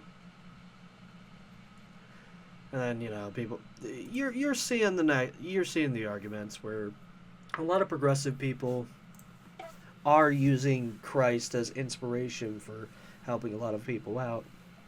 And they're noticing how these people are very adamant against that. Oh, you think this is over? Nah. So, this article I posted was the title, not the title, the description was people of a conservative variety love to use political disagreement as a shield from the voices they endorse. It's time to stop pretending that these voices aren't connected to radical groups. It's time to stop pretending that Trump doesn't call white supremacists very fine people. This individual decided that they replied with, Maha voted Trump and let Kennedy and Tulsi build his cabinet. I refuse to support corrupt Democrats whose nominee is supported by Cheney and a BlackRock. Excellent point, and I didn't disagree with that. Like, the fact that the Democrats are running off a corporate... The reality of American politics is that you are going to have to run off the endorsement of some corporations. And either you could use that influence to benefit the people, or you absolutely capitulate to their world viewpoint. What politicians have to do is play both, but as we're seeing with the Democrats, they're not quite doing that. They're kind of just backing the corporate agenda at any cost. Like when Kamala is so desperately trying to win over for that apparent Republican center vote that they're supposed to get. I guess because they see, and this is such a cynical corporate way to look at it, but I guess because they see that Trump is very successful with a lot of Americans. But what really doesn't make sense about that is that Biden won off of not being Trump. Like, people were tired of Trump, and I think a lot of people still are. I mean, we'll find out in the upcoming election. Actually, the election might be out by the time I get this video out there. But, yeah, no, but it's just like, it doesn't make sense how vying for that Republican centrist is the strategy they're going for when there's not a lot of them. Maybe. I don't know. They might have more data that I don't have, but it doesn't make sense to me how the majority of Democrat constituents are pretty progressive, and yet they're catering to that centrist vote. But I guess if you're going to play the game, I don't know. And I say, I don't disagree with you. We just have to see the Republican Party for what it is. I absolutely encourage you to build up third-party influence. I hope it overtakes the Democrats one day. And the person replies with, Jill Stein would have been amazing if the Democrats wouldn't have blackballed her and handcuffed her to a chair in the past. I mean, yeah, pretty much. The two establishments suck, but Trump is at least variable that's unpredictable, and if he's allowing those two to build the cabinet, hopefully that makes up some noticeable change, at least in our healthcare system. Yeah, sorry, bud. You're not going to get me endorsing Trump, buddy. That's where you lost me. Now we have to round up coming out with a version of this product after being sued by RFK Jr. for billions. Follow the money as usual. Then the person proceeds to say, the Proud Boys and any other fringe group make up a small... Hold up. Do I have all comments on? No, hold up. Let's do all comments. Sorry. Oh, yeah. Then he proceeded to argue the Proud Boys and other fringe groups make up a small fraction of what most Republicans are, and they're hardworking Americans with conservative values, which we are all entitled to our own beliefs. Yeah, except your beliefs are questioning my existence and telling me that my existence is a problem, and thus they're going to enact violent retribution for nonconformity to their ideology. So, yeah, you're entitled to your belief, it's just you do not get to act on it. But yeah, on face value, the Republicans tell you what it is, the Democrats wrap it in a sugary package of deception. Yeah, the Democrats do pay a lot of lip service to people's concerns without actually doing anything meaningful for it. I will not disagree with you there. However, this does not mean that I am going to run to the Republican Party to fix it. It doesn't make sense. Have you heard of the metaphor ratchet political system? In the past, the right continues to go more towards fascism. When the Democrats maintain office, everything stays in place until the Republicans come back in and continue to turn it to the right. So you know this, and yet you're trying to endorse Republicans. So you know that every time the Republicans are in, they turn it more right, but you are also trying to tell me that that's actually a good thing. And you're also trying to tell me that the Proud Boys are not a problem. Okay. And then you got stuff like this happening during the current administration, which is insanity considering Bayer was sued by RFK and lost billions over that case. Like 11 billion, and this shit's still allowed. Outrageous. New Roundup is 40 times more toxic. The Proud Boys are still a problem and need to be condemned. Downplaying them is nothing short of endorsement. You're trying to tell me that this very radical extremist group that is okay with fucking over many minorities who Trump had acknowledged and said stand by, and when these same radical groups were clashing with other protesters in Charlottesville, Trump decided to call them very fine people on both sides. There's a problem with a president refusing to condemn it. I mean, it's almost on the level of Woodrow Wilson allowing the Ku Klux Klan to debut their movie inside the White House. It's extremely problematic to do so. And at this point, I have lost all patience, so I said, just say you're okay with fucking over a majority of the population. You're the kind of maggot that needs to get the fuck off. People will never live in peace with an ideology hell-bent on their destruction. And they also think that's funny, of course, because, of course, these neo-Nazi types do. Maybe he's not a neo-Nazi, but he's definitely some product of reactionary.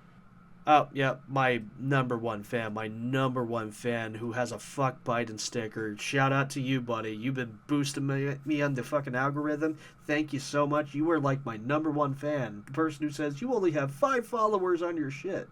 Dude, you are extremely illiterate, but I admire you for your efforts of boosting me up in the algorithm. Thanks for being my number one fan. Man, my number one fan is a fuck Biden dude. I don't know why you want to fuck him. Like, the dude barely can stand, and, you know, I think it's honestly kind of cruel that you want to fornicate with... Anyway, I think that's also elder abuse. Anyway. But, yeah, then I said, bro, nobody asked you. Go back to plowing your sister.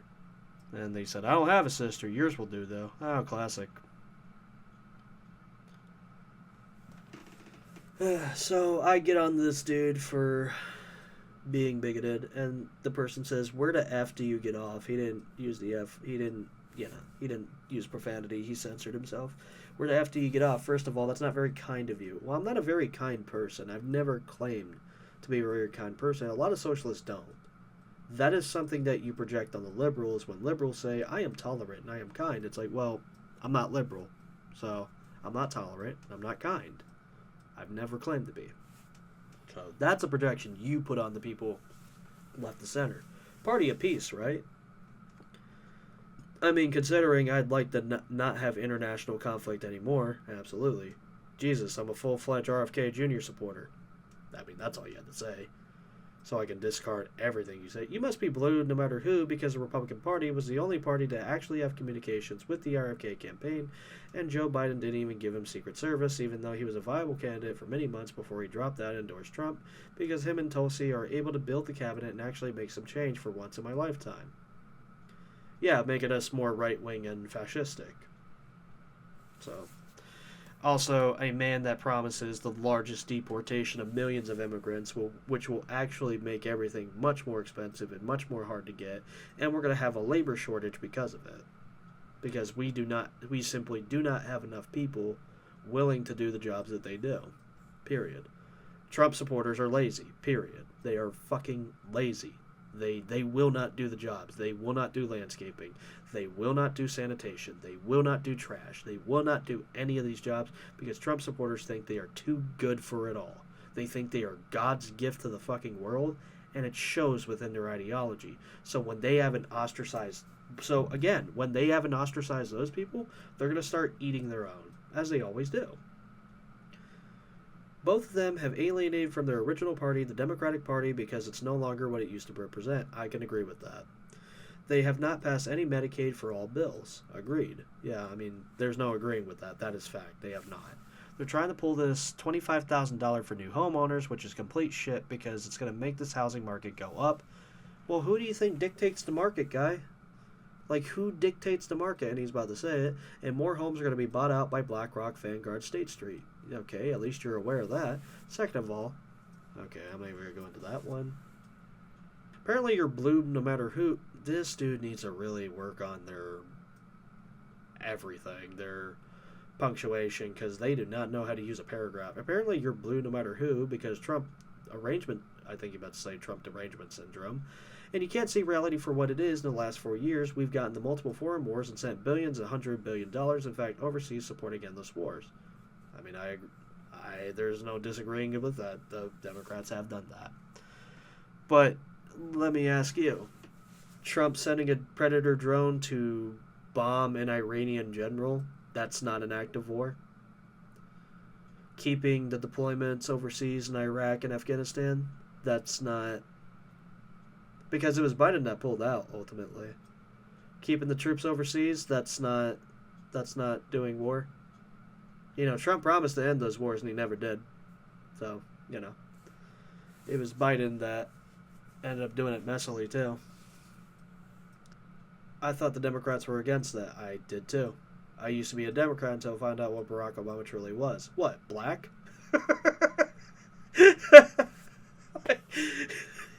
I just found out that Barack Obama is, in fact, black. Nah, that's not what he was saying, though. That's a joke.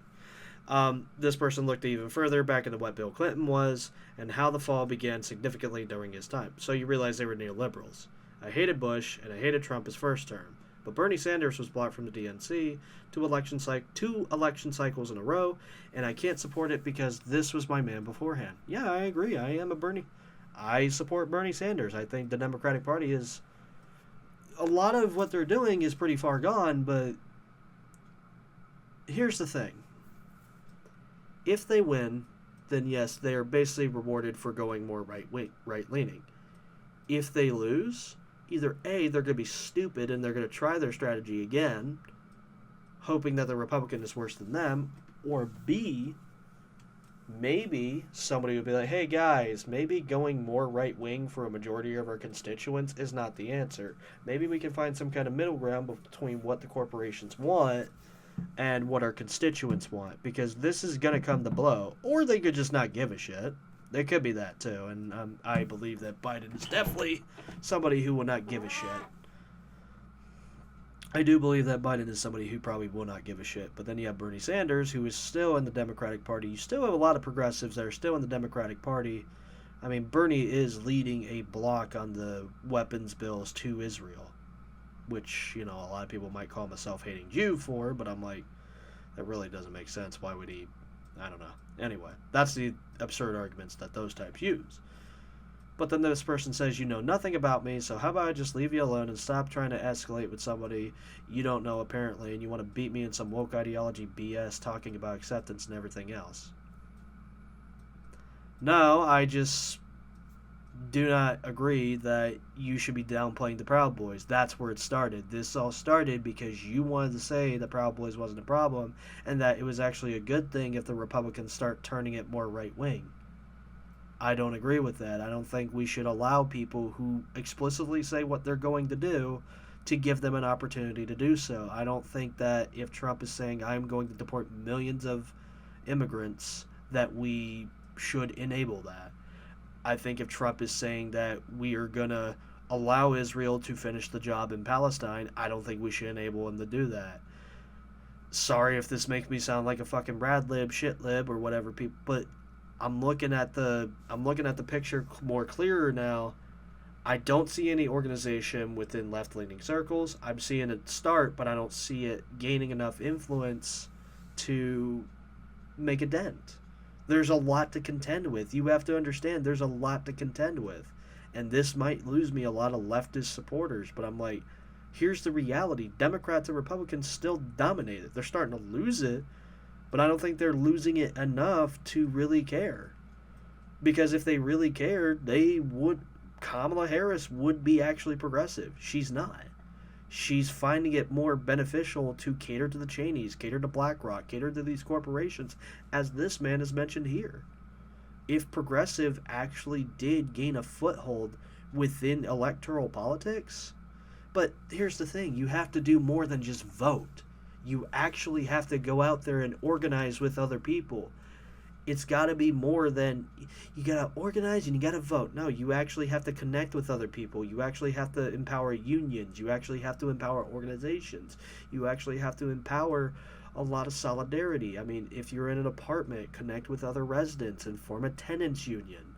If you're at a job and they're kind of paying you, I mean, any job really, even if they're paying you good or if they're paying you like bullshit, you should probably discuss with your coworkers like, hey, how much are they paying you? Like, I mean, don't start with that, but like, it's not a forbidden topic like what a lot of conservatives want you to fucking think.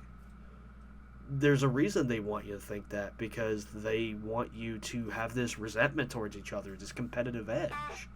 When the reality is, if you actually understood the positions that you were all in, you could better assess the needs of everyone that works there. Instead of just, we want higher wages. Okay, well, let's crack that number down. Let's get down to brass tacks. A union enables you to do that. Organizing has to be more than just electoral bullshit. It has to be a bunch of other stuff too. It has to be a lot of... There is a awakening within this country. There is a specter of socialism, a specter of communism. And I think that's what scares a lot of Republicans right now, is they are reading the room way better than the Democrats are, ironically enough. But the Democrat counter to that is, well, no, I'm not that. I mean, I know a lot of them are my party, but I'm not that. And it's just like, you need to just embrace what you are. Whatever they call you. Like, if it's untrue, obviously denounce it. But, like, if you know you're progressive, don't fucking run away from it. From what I understand, and this person continues, from what I understand, the Democrats constantly call anyone who is Republican or even an independent, because now they're doing the Jill Stein and calling her a spoiler and an extremist, and you know it. And they have done that. It's whatever. Just stop responding to me. You're the one that came into my fucking article, dude.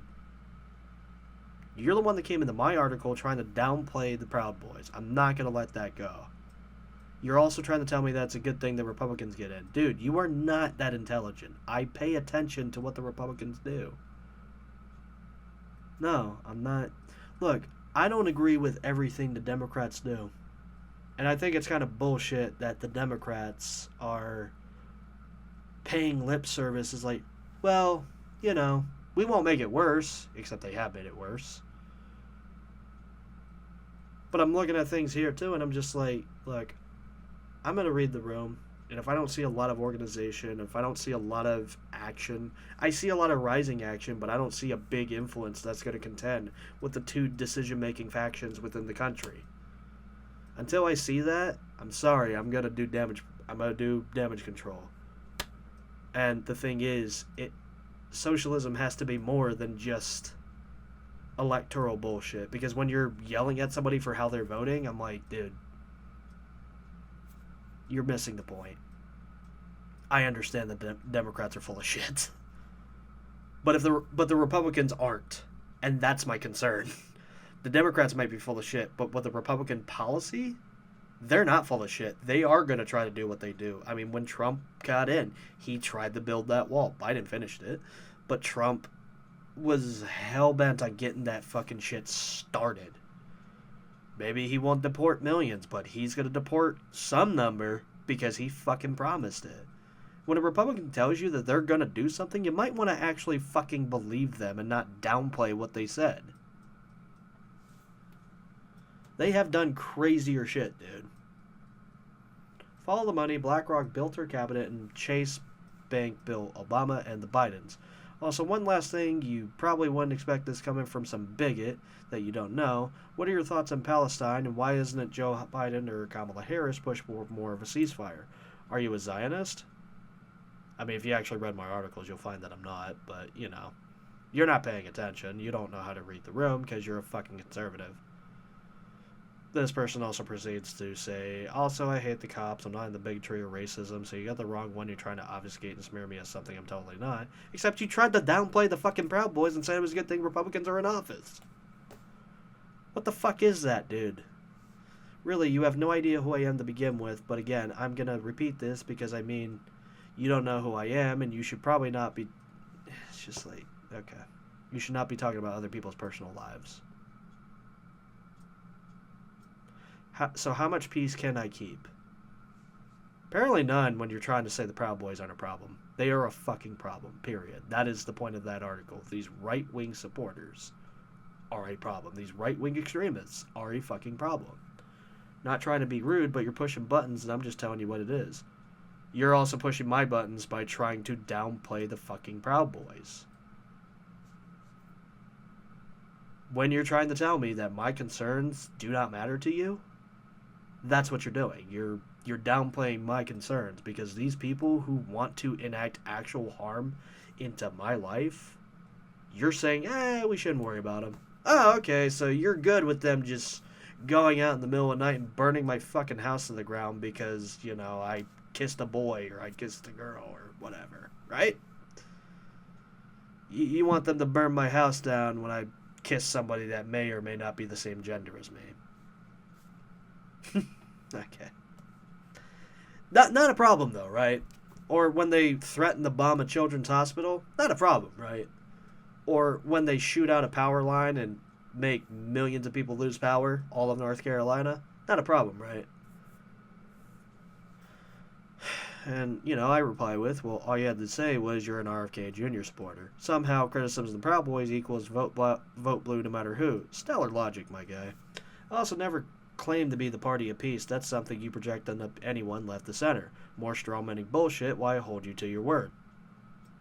Trump and his white supremacist supporters are a problem for this country. Don't like it? Cry harder, snowflake. I'm not here to placate your fragile little fifis.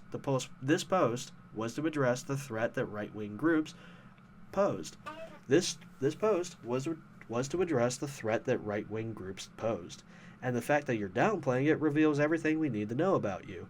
You are the last person who needs to be a parent if you admire RFK Jr. in any capacity. Go ahead, list me everything the Democrats did wrong. I knew that long before y'all decided to become Google search professors. You don't get to ask me for opinion, scumbag. I don't give a fuck about You don't get to ask me for opinion, scumbag. You don't give a fuck about Palestine when you covertly endorse a group that embraces neo-Nazis. Don't even pretend concern for them, because the Proud Boys do borrow a lot of ideas from them. And I said, yet you defended the Proud Boys by downplaying their role in domestic terror. I'm just holding you to the words you said. You accuse me of being a Democrat when most people have a problem with right-wing terror groups. Except who thinks that we should just ignore 59% of the violent criminals detained in the country. There's not that many of them. And I looked at the FBI statistics. 59% of people arrested for violent crimes were white. That's the small portion we should just ignore, according to him. Sure, bud, let's just ignore data to push your point. I'm sure you'd love that. Oh, then the fuck Biden fanboy's like, yeah, he tried to speak, and I'm like, yeah, you can leave. The grown-ups are talking. The person shamelessly says, this other intellectual is the only grown-up in this conversation. You act like a little bitch. Plus, the very fine people thing was debunked.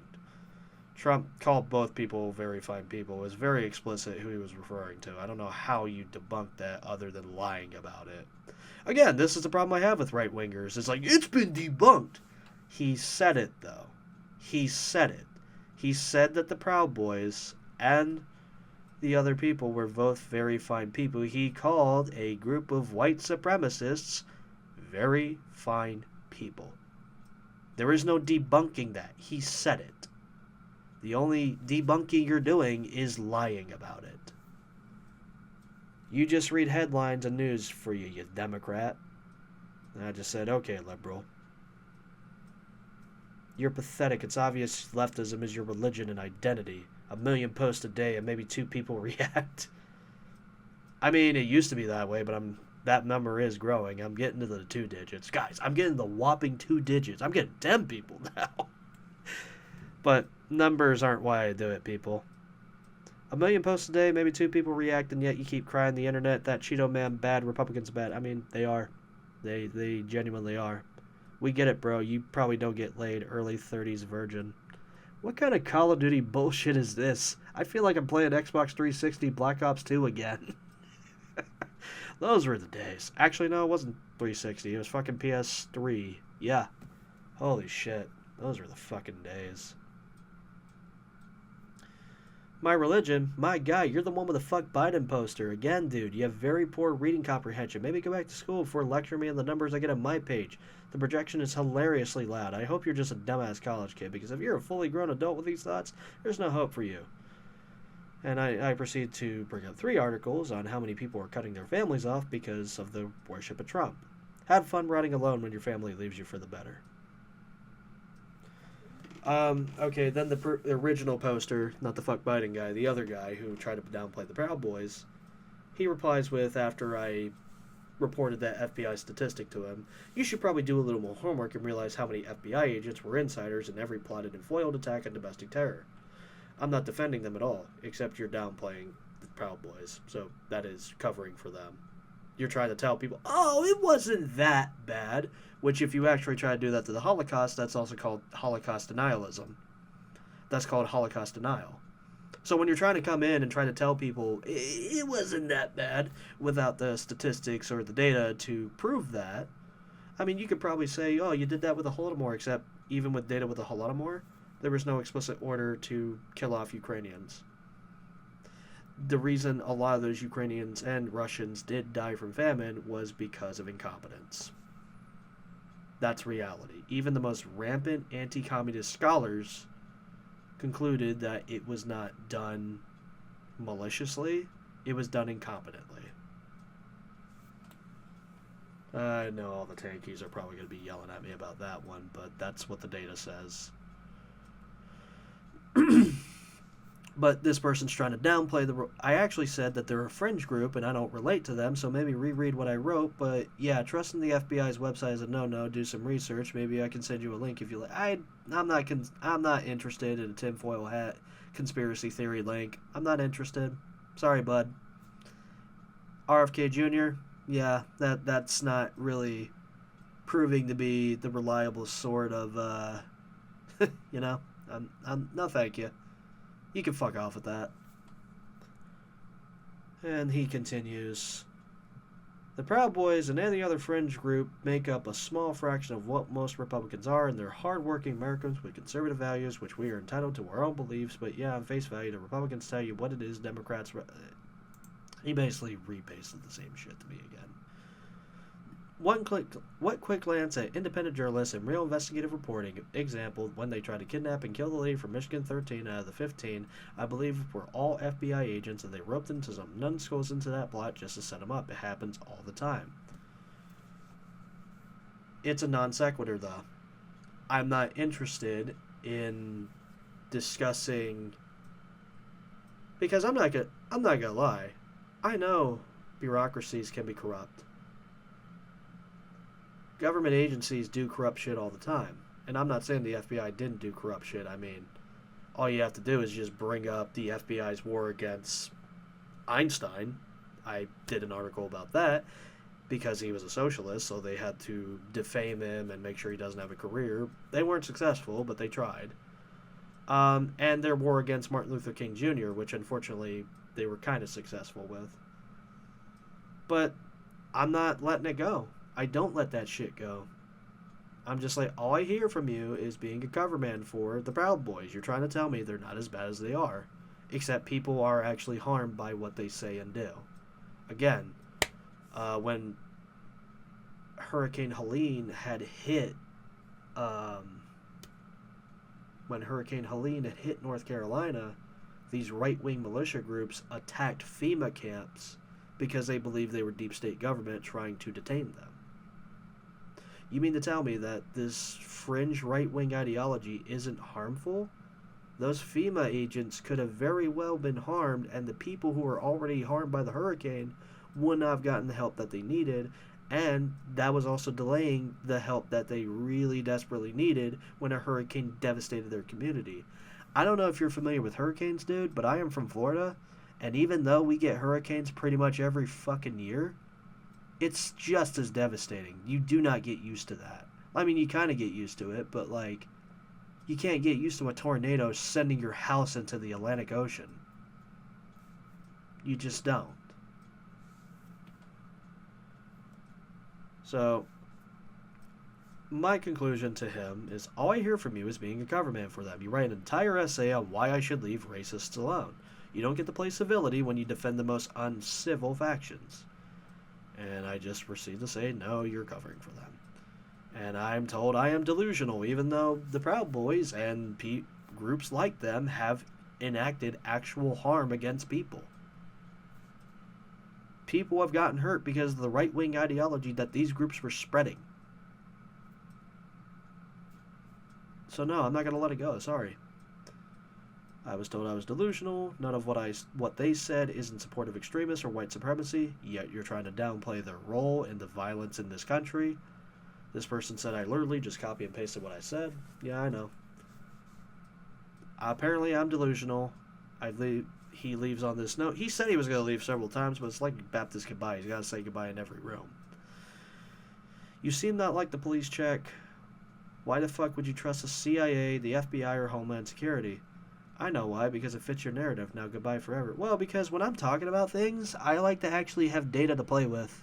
You know? I like to actually have proof and data to actually look at. I mean, I will question how they acquired that data, but being that there's a large number of neo-Nazis in prison that are undeniable, being that there's a large group of people that are arrested for violent offenses, there's only so much you can do to really manipulate the sheer problem that extremists are. There's a culture that perpetuates this violence and the Proud Boys are only doing everything they can to perpetuate more of it. I am criticizing them because I want it to stop. You are trying to downplay it because you want it to continue. There's only one reason you're trying to downplay it. It's because you want to take fire off of them. You want to take eyes off of them. I'm not going to let you do that. If the Proud Boys are becoming a problem, and if they're harming other people, I'm not going to let that go. I see Americans getting shot up. I see Americans getting threatened. I see civilians coming under attack by these right-wing militia groups. I'm not going to stop until they stop. How about that? When your right-wing fringe groups stop being dumbasses, I'll stop talking about them and I'll move on to something else, because all I want to talk about is economics. All I want to talk about is how trains could benefit you, how walkable cities could benefit you. All I want to talk about is how a planned economy could actually help the greater number of people. But here we are talking about these dumbasses that don't even believe that we should have electricity. They're just going to shoot at it like it's a fucking deer.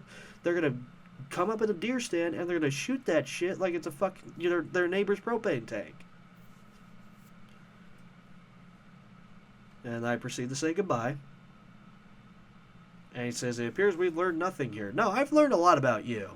I've learned that you are trying to say that it's a good thing Republicans are in office, and that I should calm it down with the Proud Boy shit. Now I'm going to talk about it more, because they are a problem, and groups like them are a problem. Are the Proud Boys as prominent as they were in 2016? I don't know. I didn't look at those numbers. But what I am looking at is a lot of white supremacist led violence, and the fact that people are trying to downplay what they did. Like, a lot of people tried to downplay what Kyle Rittenhouse did. They're trying to we didn't go over there and murder people. I'm like, there's only one reason you go to a town that has a protest happening at it with an AR-15. Well, he was just trying to help the businesses out. So what you're trying to tell me is you want to encourage vigilante violence. So when the Black Panther Party properly exercises their Second Amendment rights to defend their communities from being attacked by violent police officers, that's not okay. But some dumbass kid being driven over by his mom like it's a soccer game with an AR-15 to basically a war zone, that's okay? So the future that conservatives want for America is for like these little Kyle Rittenhouse youth kids to be driven to protest sites like mom's driving to a soccer game. So the future is that we're going to get little white domestic terrorists driven in SUVs. Is that the future that conservatives are fighting for? Because that's what it sounds like. Maybe I'm wrong, but I don't know. That seems like the kind of future they want for us, and I'm not okay with that. I'm really not. So I reply to him back with, so he says keep back in the blue, and I'm like, so you're Republican, you're pro Proud Boy, but you also, there's just no consistency with this guy. But he's an RFK Jr. supporter, so he's got to be against whatever everyone else is saying. That's what his real thing is. And I just ask him, so I have to swallow everything you said, even if it isn't true? Peak entitlement for me types. In a free market of ideas, consumers have a right to reject bad product.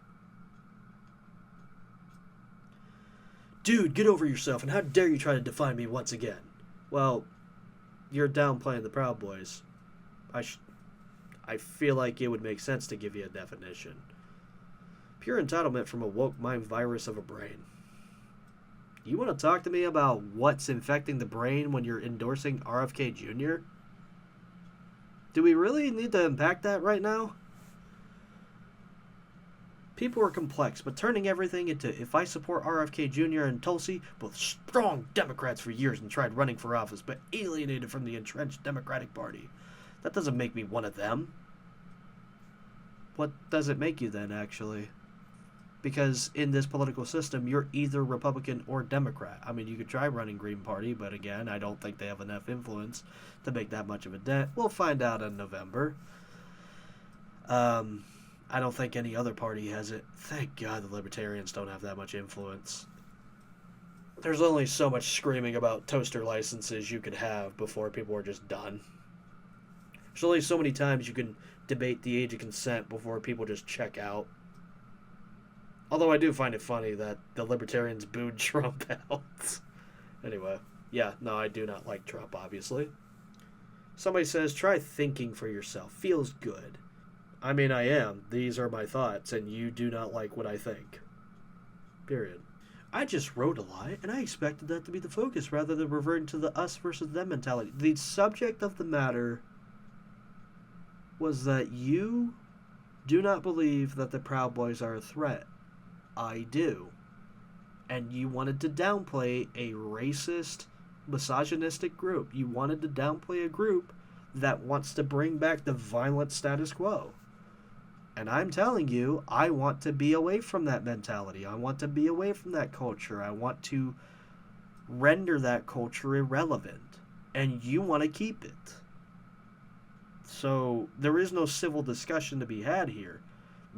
I believe women should have rights. I believe minorities are people. I'm sorry. I know. Minorities are people. I know. It's crazy. But, we're still debating that, I guess. And it's an us versus them mentality because groups like that make it an us versus them mentality. The right does it just as much. Hey, that's the first honest thing you said. They want us to fight amongst ourselves rather than fight for a better future for the working class. You try to play into the language I use, but you don't get to do that when you defend the Proud Boys, dude.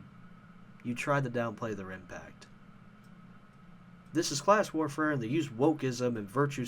This is where it's a conservative LARPing as a progressive. This is a conservative. And this is why I did not back down from my shit. Because if you're throwing woke in there as a criticism, I don't have to respect anything you say, dude. The fact that you're using wokeism as a terminology, I'm not gonna respect that. That has no value. Wokeism isn't a thing. It's just called having empathy, dude. A lot of you can't even define woke. The people who hate woke can never define it. People have asked Ron DeSantis to define woke, and the definition ended up being having empathy or compassion for a group of people that are disadvantaged by society. So that's bad. If you hate woke, that is bad. Having empathy for a group of people that are disadvantaged by society is apparently bad to these types. So when you're throwing wokeism in there, I'm just like, oh, dude, you agree with the Proud Boys. Obviously you do, because you want to keep things the way they are, and telling me that I should vote Republican. Oh, you even said it within your earlier statements where it's like when a Republican gets in there, they turn it more right-wing. and while the Democrats do nothing. So, your conclusion, then, is to vote for the party that turns it more right-wing? That's what you're telling me. This is class warfare, and they use wokeism and virtue signaling to convince weak-minded people to choose one side or the other when it's really the corporate class versus the working class. Remember that. And this is another person that cosplays as progressive, but also bastardizes the language of class consciousness to use it as an excuse to ignore everyone else. Just like, oh, well, that's just an excuse to just, the LGBTQ plus, Black Lives Matter, it doesn't matter, actually. No. What you should do is only focus on class consciousness. You shouldn't waste your time on the disparities that they've committed to minorities. No, that is a distraction. I mean, I agree. Democrats do pay a lot of lip service and a lot of virtue signaling to those causes. Just like they did with the Palestine incident, where it's like, we're working tirelessly for a ceasefire, and then Israel proceeds to invade Lebanon. Good job, Harris. Good job, Biden. You really succeeded on working on that ceasefire. The ceasefire worked so good that they stopped killing Gaza and instead decided to turn that against Lebanon, and now turning it against Iran. Good job. Good job. Working tirelessly for that ceasefire. It's amazing. I'm not in love with what the Democrats are doing right now. But I really don't want to vote for a party that makes things worse either. Giving tax cuts to corporations and the rich, which Trump will do. He has bragged about doing that. Deregulating even more, even though deregulating the FDA caused a lot of listeria breakouts and child labor to come back. Oh, and gave the states rights to enact abortion laws that follow no jurisdiction whatsoever, so Texas could penalize you for something you did in Florida. They literally have a bounty system where, hey, if you go and violate Texas law in California, we're going to arrest you. How does that actually... I mean, that's peak entitlement. Because that... You know what that sounds like, honestly? The Slave Fugitive Act of 1850.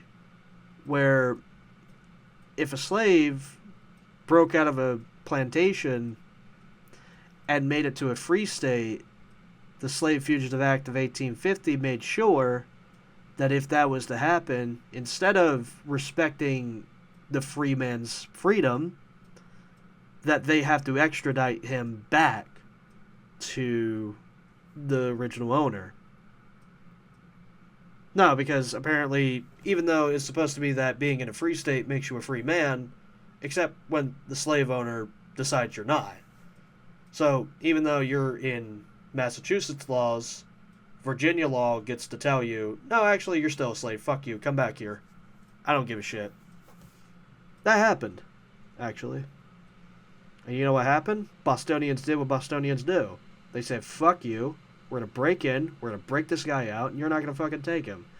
I wish I could say they were successful, but they weren't.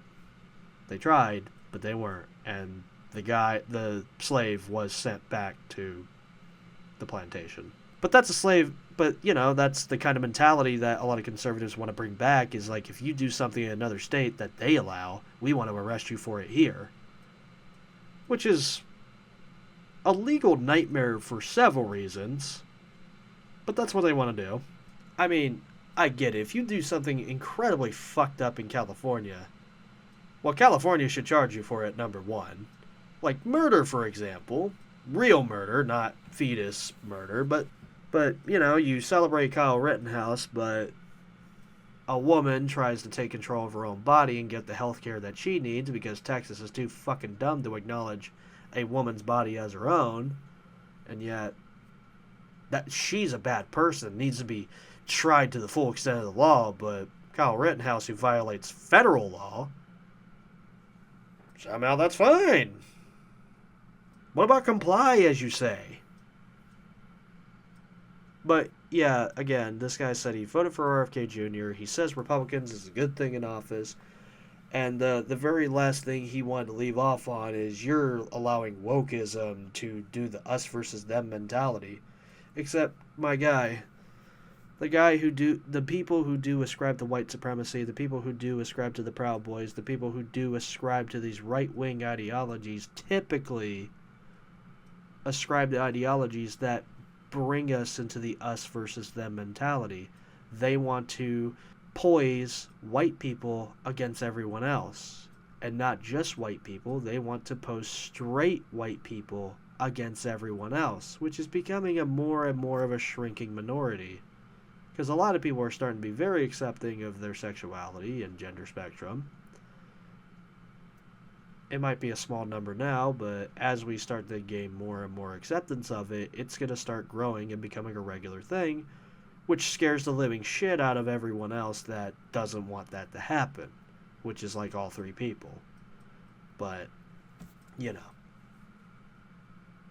But yeah, no, I got yelled at by evangelical Christians, neo-Nazis, and people who want to cover for the Proud Boys. That was my week within the bi-weekly Mudsling. I hope you learned a lot from this. I hope killing my brain cells and possibly getting some warnings from Also, that's the other thing. Apparently, these people are allowed to call me slurs. This is on Facebook. These people are allowed to call me slurs. These people are allowed to wish for my death, wish me diarrhea, and, just do all sorts of fucked up shit. But if I make fun of them for being dumb as fuck, I get reported. I'm not allowed to call these people out, but they're allowed to call me every name in the book.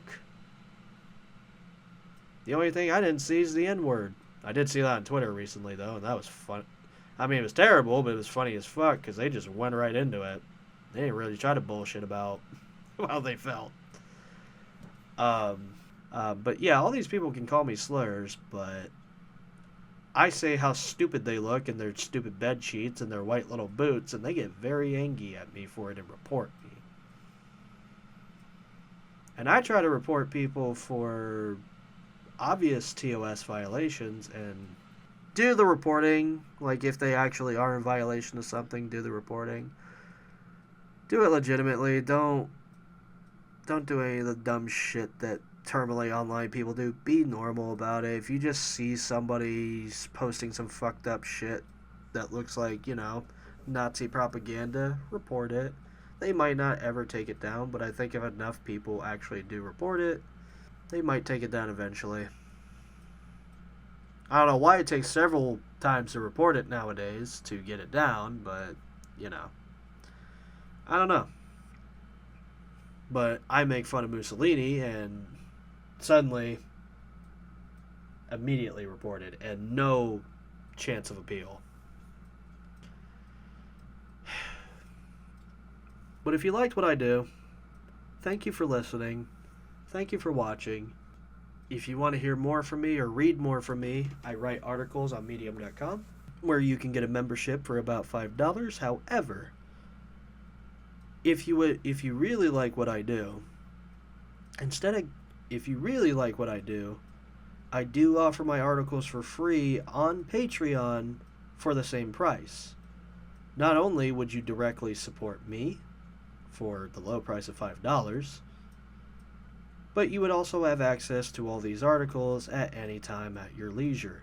And in another tier, when I'm making more videos, I will also post videos ad-free, because we know YouTube is getting horrendous with the ads. There's probably several ads in this little recording alone. So instead of having you bear the burden of an ungodly amount of ads, I'm just going to post it on my Patreon so that you people can actually watch it ad-free if you pay for that part. And eventually, I will have a bunch of classes on how to do journalism, how to do research, and how to do video production, if you pay that tier for it. There's more information on Patreon. If you like what I do, please consider it. If not, just watching this and sharing this and doing all the other stuff and boosting me up in the algorithm does really help a lot. Thank you so much for your support so far, and I am grateful for all of it. Even the dumb people who accidentally, inadvertently boost me up in the algorithm. Thanks. That one jab at evangelicals apparently hit a hornet's nest, much to my benefit. But yeah, thank you for listening. As I say in every video, keep fighting the good fight.